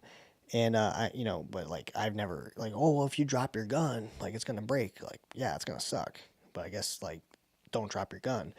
And I've had a buddy drop his gun. He had a SIG, and it was like doing something. It fell, and it didn't go off, but it broke the shroud and it broke the glass, and he had to go through this process or whatever. So it's like, oh, that's why you should get, you know, I think the SIG Romeo, I think they used to come out without the shroud, and then like the Romeo 1 or something comes with it. But, they're good too. Question? Bartholomew says Academy starts in 1 month. Any tips going into this new career? Check out the Surviving the Street community in the description. There's a link there, and you might, dude, Caden, go to bed. He's back. Oh my God. But you might find information in there. Actually, on Tuesday, we're going to have a meeting, and whoever shows up, there's a Utah State Trooper or a guy who's going to go through the academy that has a bunch of questions. And so we're going to answer his questions. So we could do that for you too there. But it was like tips before going in the academy. I mean, just do the best that you can do. Don't be late, and apply yourself, and try to beat everybody else at whatever it is you're doing. But like do it quietly. Like just perform. Don't talk about it. Just do it. Kodat says you 0 at 100 yards. I thought 50 yards was the Goldilocks zone for the 200-yard reach out. Yeah, I do 0. I misspoke, but I changed it. I thought I 0 at 50 yards. Like I just don't put that much thought into it. Like I work in the city, and yeah, I mean, I don't even think that there's ever been a cop in the place that I've worked that has made a shot outside of 100 yards.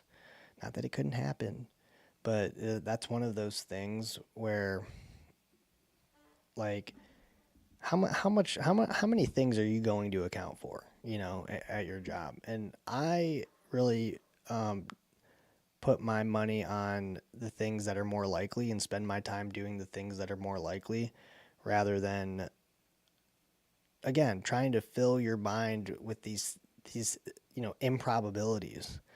And I just go for the things that are more likely and spend a lot of time doing those things. So I don't 0 at 100 though. Too much walking involved. I use the actually 0 at 25, and use the paper that is 450, I believe. Ready? William says, piggybacking off of the recruiting question, how do you see the future of this profession going? We're looking for smarter and more critically thinking officers, but our stands sink due to the lack of interest in the job. How are agencies going to mitigate that and hire the kind of officers we are looking for? Did you just? I turned us both down because there's too much back noise.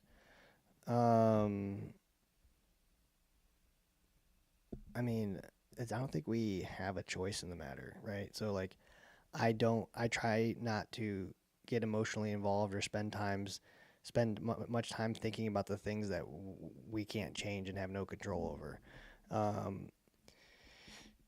But where do I see it going? I mean, it's not going to get any better. Like, maybe. I mean, maybe if there's just a surplus of cops one day and they're like, man, we have way too many cops. Let's make this harder for people. But there's no incentive to do that. And I would actually be interested to see, and I don't know who would know this, or if the information would even be able to be like put out, but how many cops have been like arrested or fired or quit, since, whatever time period you want to use comparatively to other time periods. Agencies are for sure getting much younger, and we talk about that in the podcast that's coming out too. People are retiring, people have left, based on a lot of the things that happened over the recent years. So it's not going to get any better. Like, you just have to learn how to. I think the title of the learn how to survive, basically, kind of in a way. Play the game, if you want to call it that. And that's why I do the things that I do and talk about the things that I talk about on the accountability side, because there's too much.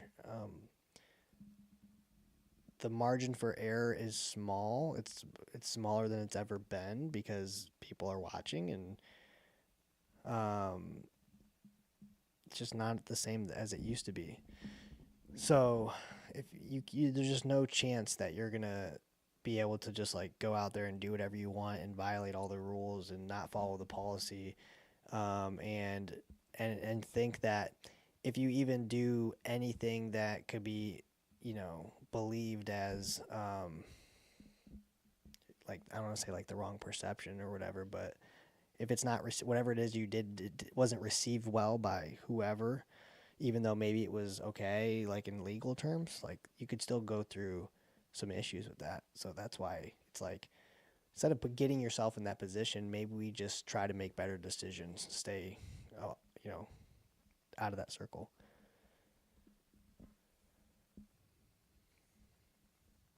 Jonathan said, "Do you think more officers should be training in grappling, not BJJ or some shit, but judo and wrestling? He's been training MMA for 8 years, and clinch situations happen almost all the time. What are your thoughts?" Whatever you could train, I think we talked about this too, but like that would revolve around like takedowns, like, you know, that's that's the one thing I've done often is, takedowns in a fight for control. So whatever discipline that is, maybe it is wrestling, I don't know, but that and not just that, but like, I mean, honestly, yeah, there's that. Whatever that is, I'm with you on that. But I think that one of the issues is like cops just, well, I say cops, but yeah, officers, like they just don't think. Like they don't think because they don't know or they don't care or whatever it is. Like they don't think about, they're not good at identifying and mitigating risk. Like I even had, well, there was two instances, but you know, showed up to a call, door came open, individual, um, there was a gun involved in some way. Individual was, he was a bigger dude, and he looked. Well, actually, when he saw us, he said, "You called the police?" But he looked like he was gonna fight. Kind of. He was like kind of sweating, like he was almost out of breath, like he had got done arguing or something. Um, and I could see that he had a bulge like in his waistline area. I think it was more or less his, like, he had a sweater on. It was like right where his pocket was. What? No. And so the officer that was with me, like at the threshold, like you always kind of try to use the threshold and use the angles until you have to be where you are or whatever. But the officer was like standing right in the threshold and was within like 2 arm lengths of the guy. And the only thing I'm thinking about, like, this dude's got a gun. I mean, he didn't, but that's the way that I think. And so if I'm thinking like, okay, he has a gun, I'm thinking about where am I in the best position to, move and draw, right? Or close distance or whatever. And I told the officer, like, hey, back up, you know, and he just ignored me and he heard me, and that's all you could do is just like, I'm at the point where I just try to give advice once, and if they don't want to listen to me, I just like adjust to what they're doing, and that's an issue, you know. And it's a built-in thing that they think they're capable, but they've done nothing to actually make sure they are capable, like from a training side, because they just, the ones I'm speaking of, they don't do that, and they also just don't understand the danger that they're in, and that's a lot of cops get killed like that. Um, yeah, there's a lot of decision making problems, right? And a lot of the things they're getting killed that way. One of the things that I'm going to do on the actually let me pull this up real quick, but I'll pull up the school community and you guys can look at it and I'll show you kind of what it looks like. But one of the things that my next thing to work on for that is I'm going to like, I mean, you could call it a course, but they're just going to be a series of videos where I'm talking about debriefing like interactions or like tactical situations that I've been in and explain from start to finish what I was thinking about and why I did what I did. Let's see. Can I read a couple things while you're doing that? Yeah. Kodot says, you're well spoken, giving me classic firearms vibes. Earned a sub. Classic firearms vibes. That's what he said. That's awesome. Thank you. I guess you. Well, let me see if I can zoom in on this. Mod light, O light, or Surefire. I have a mod light, and I think it's awesome. I don't mess with O light, but Surefire has always been legit. Just don't have one. You'll like this one. Jonathan said, I respect your opinions on policing more so than Donut and a few other channels surrounding policing. Really common sense approach to everything. Yeah, I have an opinion. I don't know if I should share it. But what? Oh, thank you, buddy. I'm just doing things differently. Like and like what I'm doing makes sense to me. Maybe what they're doing makes sense to them, but there's a couple other ones too that presumably like the reason that they're doing the things that they're doing, it's not, and everybody knows that, and I think they would agree that it's not like I'm trying to save people's lives here. I'm trying to get cops, doing the right thing so they don't get in trouble. I'm trying to make sure that they know what they're doing. Like, no, if you watch some of those videos, it's like making light of situation that's very serious. And I think that's an issue. But I don't have a problem with like what they're doing. Like I encourage people to do what they enjoy doing. It's just not, it doesn't fit, what I'm doing. And so, but that's what's hopefully going to make this channel and the brand and the company what it is, because I want to relate, like, I don't know if people are like messaging those guys and asking for tactical tips, but I doubt it. So like, and they don't care either because that's not what they're trying to do. But there's some other ones, I'm not going to say who. I just refuse to not be who I am, to not do what I enjoy doing, like let's just say like thumbnails, for example, is an example, like just one example where, like if you go look at my thumbnails, like I'm trying to do like what I like, and I can't even do them great now. But I want to do like those that in a way in which is appealing to me, that I like, and hopefully other people like it too. But it's not what YouTube wants, right? And you see a lot of people playing the YouTube game, like the algorithm game, like jumping on trends, like, oh, hey, let's make a video on this, let's talk about this, and like that's why people ask me about the Acorn dude, and I don't want to do it. Because there's not a lot of like tactical things to talk about. There's like, oh, don't do that, and like that's weird, that's crazy. But I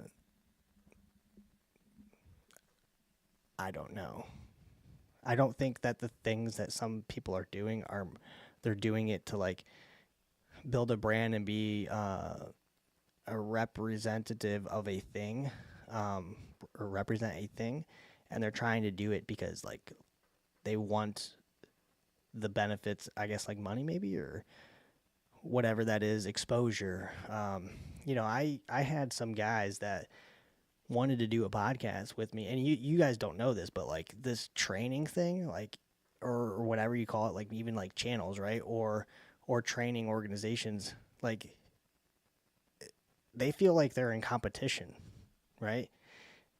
So like they won't have a conversation with you even if you have something that is valuable to people that could reach more people, because well then more maybe people will find his stuff and then they'll think they like him more. Like it's very ridiculous. And that's one of the big reasons for the community. There's a number of different instructors in there that are providing their own thing. Well, they haven't really started necessarily on that part, but bringing people to like collaborators towards a common goal instead of well, like, oh, these are our followers or whatever. Like even to go as far as like to just talk crap, like it's not necessary.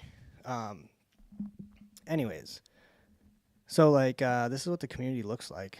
This is like when you get in here, it's like a discussion community, like discussion spot, and then there's like different tabs that you can post under.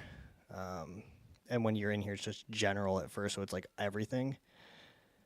But you had somebody, well, that was me, but ask about patrol bag recommendations, case law, communications and teamwork, weapon cleaning, quote of the week, 1-man versus 2-man patrol, paramedics. So I posted that to ask.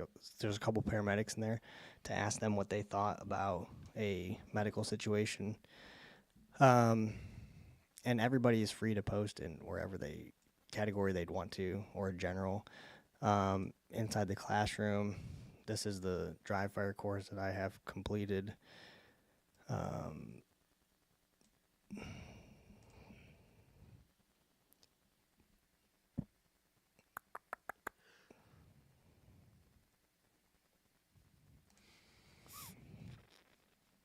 You tell me those combat roles weren't tactical. I feel like I'm missing something. Oh, but where are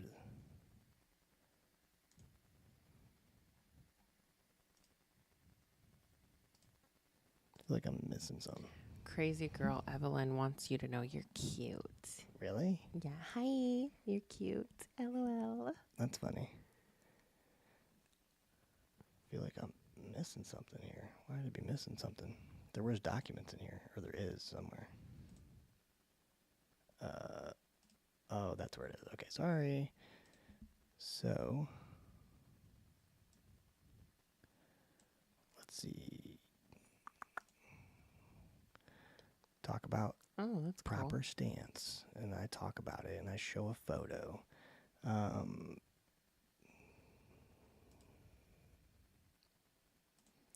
The different ready positions that you need to be familiar with to basically do the program. It's a 15-minute accountability program. You do 150 reps of dry fire plus a bonus drill in 15 minutes. So it's good work. Then there's a calendar where we have some things scheduled, giveaways and stuff, Q&As. I need to put the next Tuesday meeting together. And then you go through like all the members people that are in here. There's 116 people. There's a leaderboard. So like once you get in, and then you start getting ranked based on the things that you post. Basically, when people like your post or your comment, you get ranked in the community. And different ranks allow you to unlock like different courses. Will allow you to unlock courses that the instructors set for you to unlock. And then some of the other courses will be whatever the instructor wants to put on there. That will be paid courses if you want to take those, but you don't have to. And this is some of the things that I have on here. I will have my exploiting accuracy class, my vehicle class, and I thought there was another one. Oh, just a dry fire layer 2. But yeah, my thing is just about trying to create individually capable people. And you can do that by giving them things that they can actually execute on to get better, right? Because if you go to a class, you may take one thing from the class that you like and apply that in your training, but there's a good chance that you're going to take the training one time and never revisit it again. So this is stuff that you could do whenever you want to. print out the calendar and mark that you did it or didn't do it, or okay, I did it 4 times this month and you're that much better.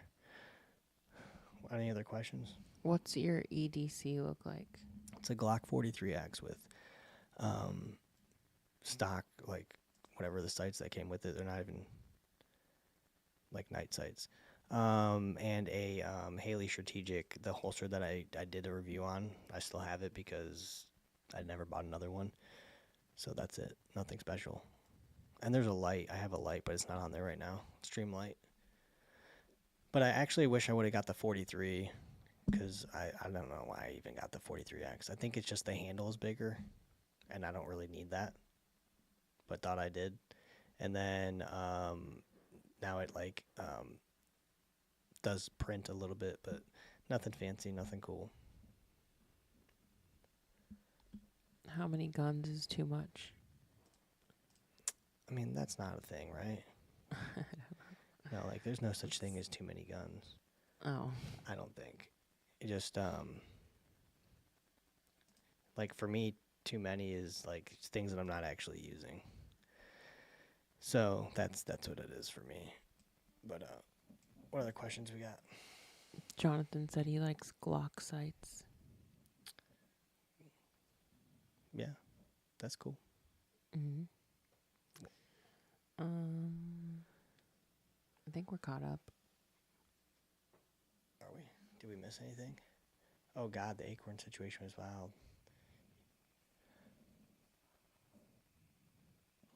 I don't know. I didn't know how to say that. Do you know? I don't know. I don't know what that is. KR click. I don't know what you're saying, to be honest with you. Oh, you know what? That Rekka Beckett, they asked if you were interested in interviewing a marshal. That was a question. Yeah, for sure. Do you have interest in interviewing a marshal, is what they said. Yeah. For a podcast? Assuming so. Or maybe a lie. I'm supposed to be interviewing somebody that was a marshal, team leader or something like that. But you can email me, instructors@kineticconceptsgroup.com. Instructors@kineticconceptsgroup.com. And if you need help finding that email, just go to kineticconceptsgroup.com and send me an email. I'm going to be coming out with a series of podcasts that are going to be remote. So like me sitting here talking to somebody. Figured out how to do that. Kind of.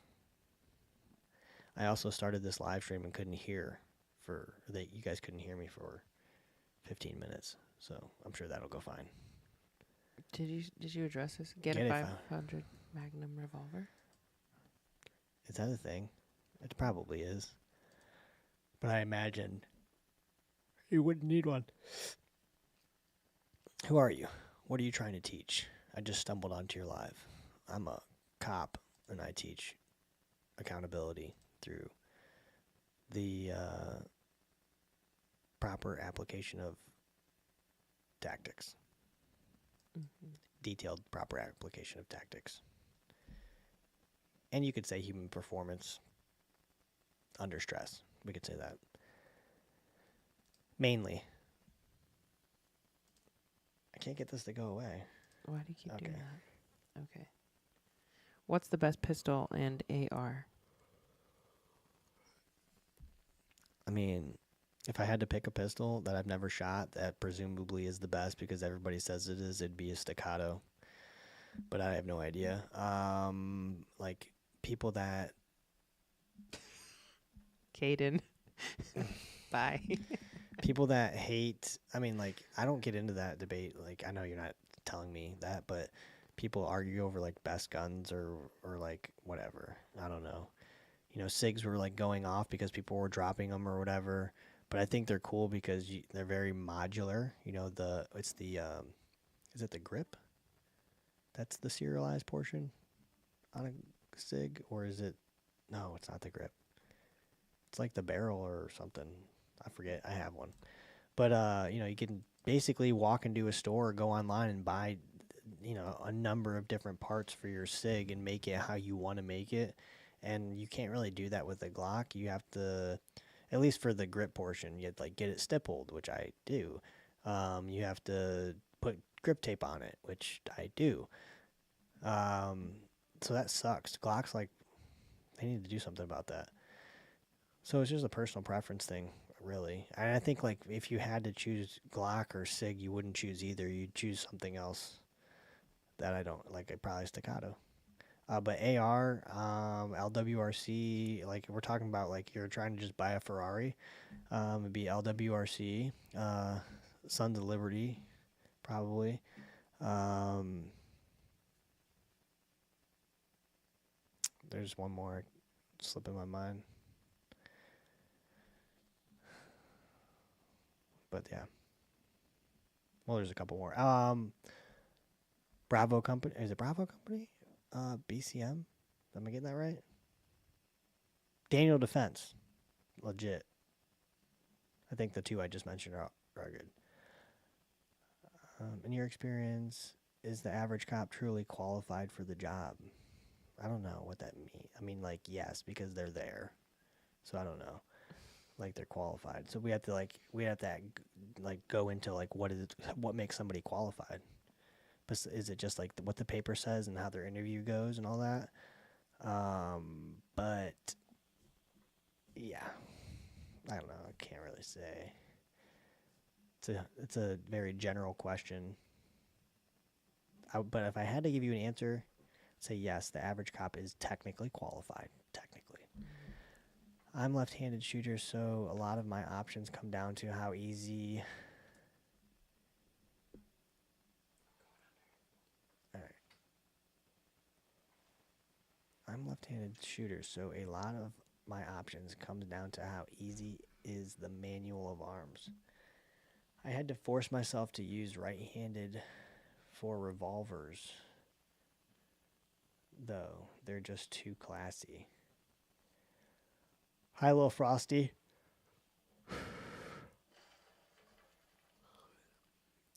Shouts out me out. Can you show me? Did you ask something somewhere else? I don't see where you said something. Do you want anything to drink? Yeah. Noveski. There you go. That's what I was thinking of. Thank you.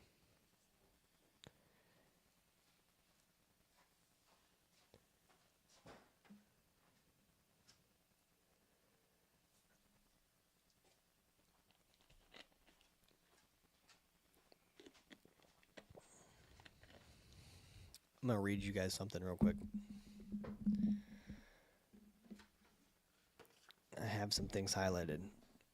I like when I read something, I always read it, and then if I'm like, oh, that sounded good, let me go back and read that again, and then maybe read it a third time, and then probably highlight it or something. But, well, first of all, it talks about dry fire in here. So you should be doing that. But let's see.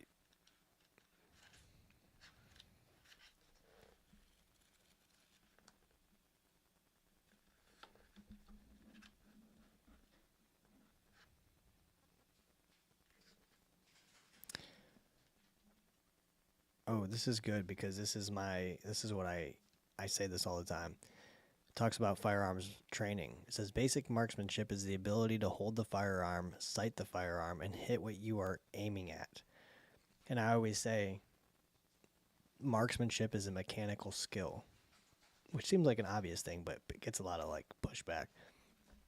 With basic marksmanship, the only stress you feel is the stress you place on yourself, or the stress you place yourself under.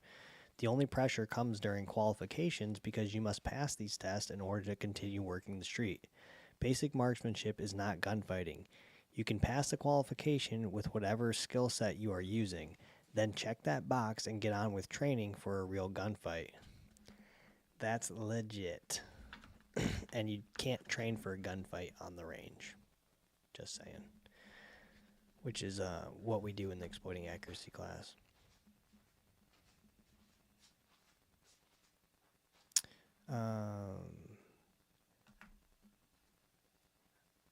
how to move when things aren't going your way, and how to target using science with your handgun at close quarters, and most importantly, the realities of real life violence without the fantasy.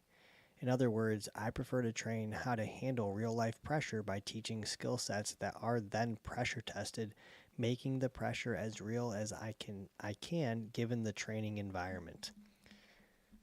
Yeah, love that.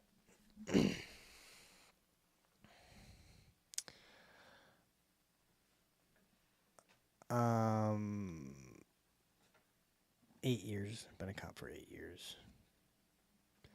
Well, what made me be a cop in high school? Well, I don't know. Like, I grew up watching Cops with my dad, probably. I always thought it was cool. Cool, look like fun. And so, and like in school, I remember seeing Cops, like as a young kid, and like, whoa, that's cool.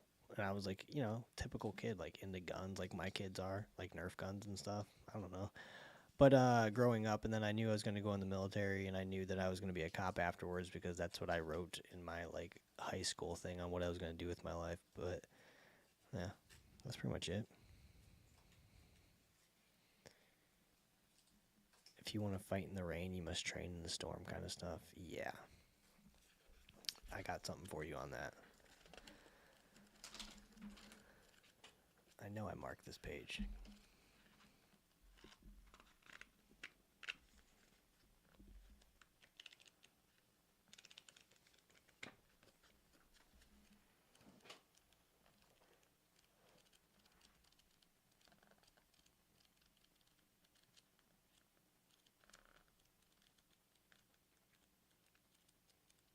It's crazy. Can't find it.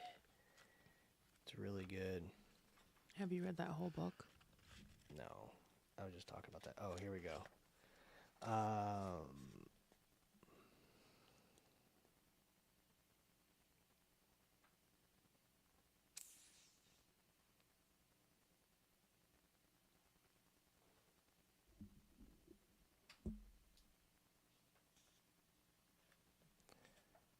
well, maybe I didn't mark what was related to that. But maybe this is off topic, but not really. But this is what you see. When pressure was applied, their fantasies of what they would do went out the window, and uneducated and uncoordinated responses ensued. Why the disconnect? Shouldn't we be able to use our declarative memory, which also allows us to run simulations to do exactly what we think of out of stressors to perform better with them? If you have absorbed the information previously presented, then you probably already know the answer. So, like, when I read that, you're like, I don't really get it. And me neither. That's why I go back and read it again, and then it makes sense. When pressure was applied, their fantasies of what they they would do went out the window, and uneducated and uncoordinated responses ensued. Right? And that's like we talked about that already. Like every cop, like they just think that they're capable of doing the thing, and they're like, I mean, because I was there once, and like one of the things that I tell people is like everything you hear me talking about, I did. Like everything I'm telling you not to do, I've done. But it didn't cost me anything when I did it. And so you have an opportunity now to get the information and not make the same mistakes. And I was on patrol as a younger cop and had military experience, but didn't have experience as a police officer, and did a lot of fun stuff and went after it and walked around like I assumed that I was going to be able to handle every situation without, like, I did seek out some training, but it wasn't consistent training. I wasn't doing it on my own, really. And I guess, I mean, you could say I handled everything, right? Because I'm still here and I never, like, lost a fight, if you want to call it a fight. But yeah, I was there once. So maybe the people that I see, they're stuck in that. But like they have this idea of what they'll do or what they're capable of, but what actually happens, it looks like uneducated and an uncoordinated response. That's a lot of what we see. But this says, shouldn't we be able to use our declarative memory system, which allows us to run simulations to do exactly what we think without stressors to perform better with them? Um, yeah. So like simulations, I think they're just talking about like mental imagery. Like, okay, I think I'll be able to do this thing because I can envision it in my head, but then when it happens, they're not capable of doing it. Because I think that's well, then it kind of boils down to mechanical skills, right, and repetition, and uh, so like if I gave my wife a duty belt with a holster with a level 3 holster on it, and I said, if there was a guy with a sword coming at you right here, what would you do? Like, okay, well, I would draw my hand, I would shoot him. Maybe she would say that, and I'd be like, okay, but how would you do it? And she'd be like, well, I'd grab my gun. Like, okay, well, how would you do that? Like, I'd pull it out of the holster without ever really being able to tell you like the actual mechanical process of like defeating the locking mechanism and all that. And then if she actually went to do it because that's what she believes that she would do, she would struggle getting her gun out of her holster. So that's a really good example. Yeah. When you were like saying those things and they're like, oh, well, she would say this, I was like, that's exactly what I said in my head. Like, well, I'd shoot him. Yeah. There's a question, and I think it relates to what you're saying. Mm-hmm. Warrior Mindset says, how do you induce stress in a training environment to prepare one for patrol? How do you replicate an adrenaline dump, anxiety, fear? Well, you don't have to worry about the dump because that means the thing already happened. So if we got through the event, then I'm not concerned about the aftermath. But how do you train for it? Very simple. You expose yourself to situations that more closely replicate the thing that you're training for, right? And those can't be done in an isolated environment like the range. Um, and that's like, oh, let me find that. Oh, this is good. This will go right into my answer to your question. Law enforcement training today bears a striking resemblance to training from 25 years ago. Sure, there have been some cool innovations like the taser, bullet projectiles made of soap on force training, and the addition of competition style training for firearms, but the methods of how these are taught and the expectations from the training are still the same. That's the problem. The training methodologies haven't changed. We aren't getting the results we are looking for, and we continue to do the same things over and over, expecting improvements. The missing piece has been the understanding of the operating systems of the brain, how they perform under stress, and how these systems can be trained for better decision making. Advancements in technology make it easier than ever to study and train the brain for better performance. But the use of this new knowledge will require a paradigm shift in how training is conducted. And that's one of the major issues with training in law enforcement is we're stuck in this thing of like, nah, it's not really like the way we've always done it. I know you've heard that, but like there's a major, again, I think it's like a willingness to want to change the way that we're doing things. Like, and you know, so in my exploiting accuracy class, you know, when cops get in shootings, and on average, not all of them, but they usually point the gun and pull the trigger without any regard for their sights, right? And now, like, a there's people that think that that's a marksmanship problem that gets fixed on the range. I think it's a you problem that gets fixed up here and can be fixed, right? I did like 2.5 hour podcast on Iron Sights podcast. If you want to go over there and listen to that, we talk all about that and the study that was done, meta-analysis of training, and like through the 9 research articles that existed on that exist on the topic, where they looked into these articles, gathered them, and said, this is what the data tells us, and it was like basically exposing officers to contextually relevant threats early on showed like an increase in their marksmanship by like 10.7%, and I don't know if I'm getting that right off memory, but it increased that, and yeah, so like it goes, oh, well, that's an obvious answer, and I think most trainers know that. Like when they give you someone just sent me money, some cat, thanks cat. I don't know if there's a name to that. Caleb Calkins. Thanks, buddy, Caleb. Um, two Calebs, how phenomenal. But like when I've asked or like police trainers like, hey, like what is this problem? They always say stress inoculation, which is it's not like a cop out, but it's just a very surface level answer, and so like you know what I what was this question originally? So like training methodologies, like the answer is exposing officers to contextually relevant threats, which is like things that more closely replicate real life, which is done with simulation, which is done in a training environment. But it goes beyond that, like because we do that sometimes. Like if you go and take an active shooter class and you're on a large department, there's a good chance you will never be the guy to pull the trigger. That's a problem, right? Because you're never the guy that has to make a decision with gunfire under stress, replicated gunfire under stress. If you never do it, then that's a problem. Like that is, contrary to the absolute reason of training, is that you do the thing consistently. So what was his question originally?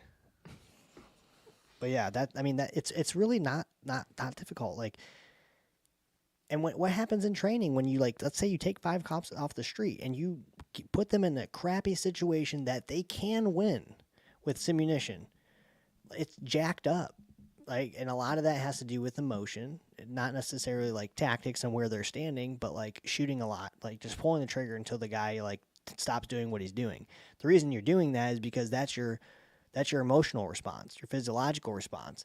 But the problem is that you don't know how to focus on marksmanship in that moment, and you're focused on the threat. So like so train with consequence induced stress. Um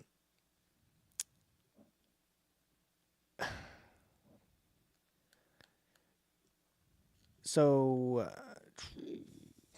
I guess like yes, but like perceived consequences, right? Um it's not it's never been for me at least like the feeling of like, oh well, I could get shot with a simunition round. And in my classes, I don't even use sims as the bad guy. The bad guys don't use sims. They use blanks. Why do I do that? Because my blank guns that I use, they more closely replicate the real thing. And they have at least the same physiological response, if not worse, than they do with simunition. Um, like, yeah, they freak out. Like, cops freak out. They shoot a lot. They think they're getting shot. Like, yeah, they have the same response. Max said, "What's up?" And then he also said, "Trying to get all our local officers watching your shit, but I'm only but a simple fireman who enjoys facts and data. Not enough skin in the game, but boy, do I love accountability. Keep cranking vids out." That's awesome. I like accountability too. There's some firefighters. There's like a couple paramedics in our surviving the street community. That's linked down in the description somewhere if you want to check it out, and add whatever valuable information there that you might have for cops. But okay, you read that. I don't know. That looks like I don't know. Those look like I don't know if that I don't know how to say that type of language. But Ukraine, is that the right way? Ukrainian? No one will ever be mentally prepared in a life or death situation until it actually happens. Well, that's not true because you don't become prepared at the moment of the event. Like that, the preparedness is something that you do leading up to, and then the outcome determines whether or not you were prepared. Does that make sense? I think you just wanted to word it a little differently, but I understand kind of what you're saying. I think nobody understands how they will respond to a life or death situation until it happens.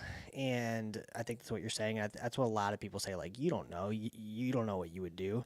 And, I actually don't like that statement. And I don't mean it from. Now, I've seen it. Like, I've seen cops that don't train say that. Like, oh, I wouldn't do that. Like, oh, I would have taken a shot on that guy. And it's like, what are you basing that off of? Like, you haven't done anything. Like, you haven't not once trained that in training on take a hostage shot, but you're telling us that you would have done that in that situation. I just don't buy that, but I do believe that you can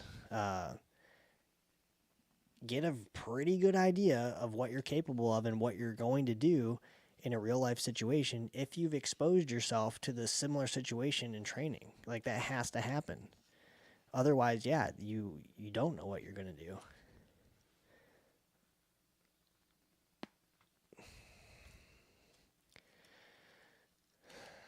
No one will ever. Oh, okay. Bridge the gap. Yeah. Yeah. So I guess I did answer. I said this is probably what you would have said, and you did say what I said that you probably meant. Rise to the occasion. So actually, I posted this. This was my most previous post on Instagram. I don't have it. In the comments, or in the caption. Do you know what I said in the caption? Where at? Not my post today, but the previous one. On your. I talk about. On here? Oh, it's the one with that one right there. Right there. No, This one? down. This one? Down. This one. No, over. This Right there. Let me. Oh, I guess you get right, but. So this is exactly kind of like what I said the other day. You don't compete against those who like you, act like you, or think like you. You are in competition with yourself. The conflict you seek against another human doing bad things isn't what you should be worried about, and you're not. And I'm talking about most proactive cops. They're not worried about what the bad guy's going to do. They're seeking out a confrontation because that's just the reality of it. The majority of what good cops do is seek conflict, while on average avoiding the conflict within themselves. Meaning we avoid the things that prepare us for the conflict because I'm tired, I'm lazy, or I would rather. You seek conflict without preparing. You should be training more than you are seeking out the event. Every athlete trains more than they compete in the event. The confrontation you are looking for will happen, but it's not the event that you should be worried about. It's all the stuff you didn't do or you are not doing to prepare for it. So, like, maybe when people say I know or not I know what I would have done, but like I would have done this or I know how I would respond to that. Yeah, I think there's extreme circumstances where like, oh man, I don't know how to respond, but I mean you have to know. Like, you have to believe that you know how to respond, but you have to be able to like conceptualize what that response looks like based on things that you've already done, like, or experienced. That makes sense.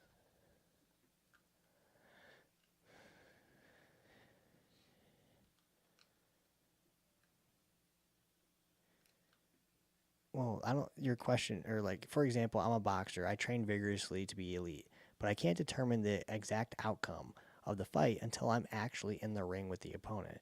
I mean, you can't really determine the outcome until the outcome has happened. Like, nobody's saying, like, actually, I say this too. Like, I don't say that, oh, I would win this type of scenario, or I would have not gotten hurt in that situation.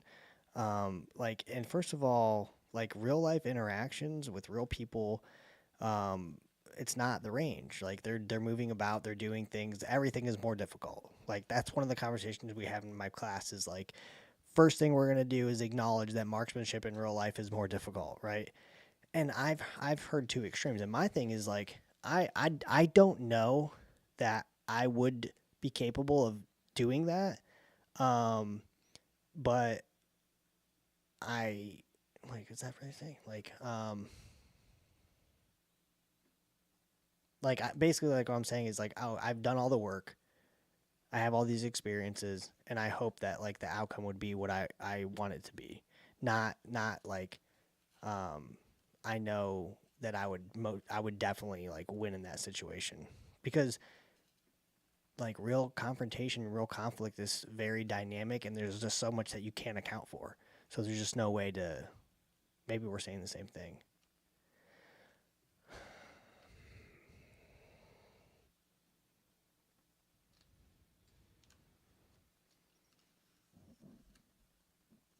Thoughts on other LEO fire medics concealed carry on shift?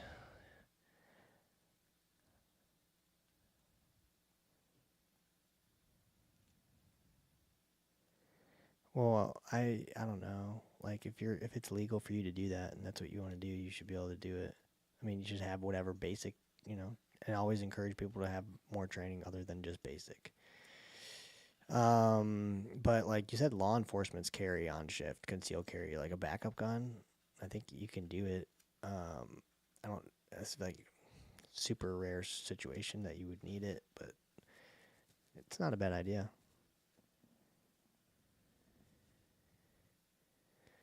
Um,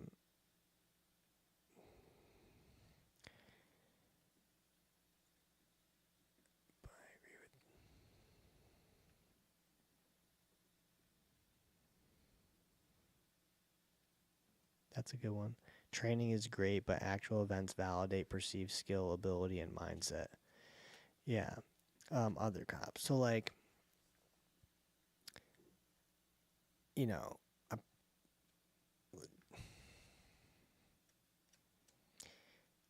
that's why you train, right? So like this accountability program that I have, and I'm doing these 150 reps, and I did it. I put it posted just like a fast forward of me doing it on the Instagram or whatever. Um, that's a lot of reps. Like my hands are red afterwards, and that's a very isolated situation where I'm engaging a specific target that I know is a target, and there's no real thinking involved. It's just mechanical, body mechanics. Um, but you have to believe that in one way or another that will translate over to the real thing. I think that's the whole point of training, and giving you're what you're doing is you're getting yourself closer to a guarantee, but there are none. If that makes sense. About to wrap it up. It's midnight. Jonathan said, "What would his biggest question? What would be sparring for firearm scenarios, semi rounds, and airsoft type stuff?" What would be a question? What would be sparring for firearm scenarios? Are you talking about like literally like fighting over guns and stuff? I don't know if that's your question. That you can. Usually those are done with what they call blue guns, which are just guns that are just like plastic. They don't function or do anything, because you'll get hurt otherwise if that's what you're trying to do. Because like you're these other guns, these whatever the optics on them, like you'll get cut like in a heartbeat. The slide serrations, you'll break the gun, which is not intended to be like moved around, pulled, pushed, dropped. You'll literally break it. And especially with the airsoft gun that I have back here, you'll do the same thing. And that's not what you want to do.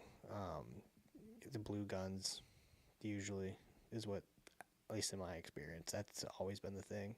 I wouldn't use anything else unless they have something specifically for that. Then there's also like a chance of you could get seriously hurt, because the simunition guns, you're not supposed to shoot people point blank with those things. There's a standoff. I'm sure there is with the, well, I guess probably not technically with the airsoft ones, but it hurts. Like those airsoft pellets move faster than the simunition ones do. Probably hurt more.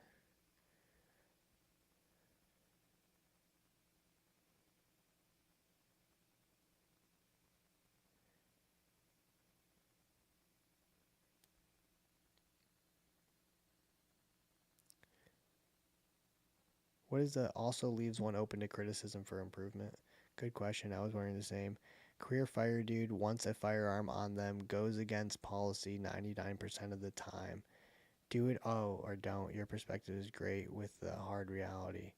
Change only comes from us. So you're saying like if you wanted to carry one, it would be against policy. I think that's the truth. I would just say like that's a decision that you have to make. I can't really give you advice on that. The risk to reward ratio on that, and maybe if you're like, I'm willing to lose my job over this, if that's what it comes down to, then carry it, and don't sacrifice your safety for policy. But I don't know that that's happening when you're like carrying, because again, like things don't really happen that often. New sub, what's up, Mr. Guatemala Sovedica?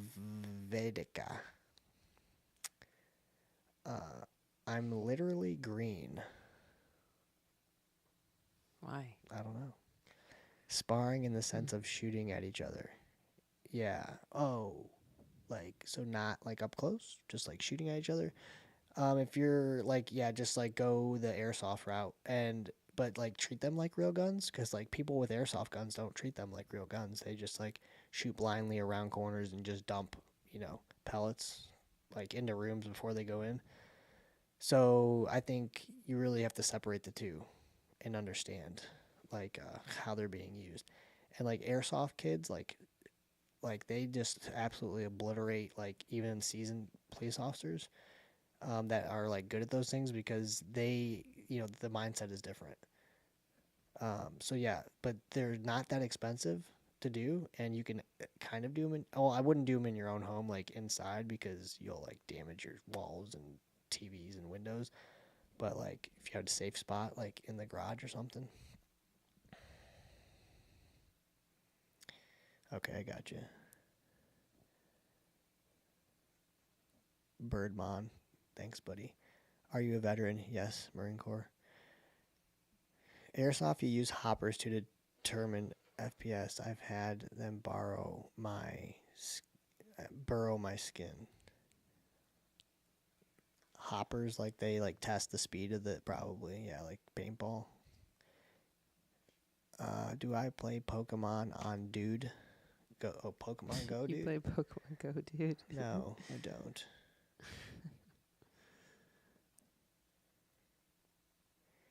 Well, I don't know that airsoft was ever training. It was a game. I think it was always a game. But thanks, Birdmon. Electric guns and airsoft use smaller motor. Yeah, there's electric ones, but they are not less realistic. But anyways, I gotta get out of here. Gotta go to sleep. Hopefully get to work on time. I'll set my alarm too. Operating around y'all's has been an eye-opening. Appreciate your perspective. Channel growth will come. People just don't like the hard truths. I know. I guess I'll be the guy. Someone's got to do it. Yeah. Hi, Mendoza John. Thanks for being here, but we're getting off this thing now. I'll catch you guys later. Thanks for hanging out, coming by.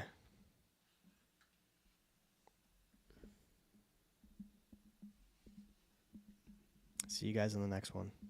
Don't forget to come by and say something. Like the videos or something, and share them, send them to people. And then take your wife's phone when she's not looking and just let it play and like it on her phone too. And if you got kids, that's a great way. I have 4. All the iPads, right? Yeah, if you have teenagers, it's like, give me your phone. Go do chores. And just let that thing play. All right. Appreciate you guys. I'll see you in the next one.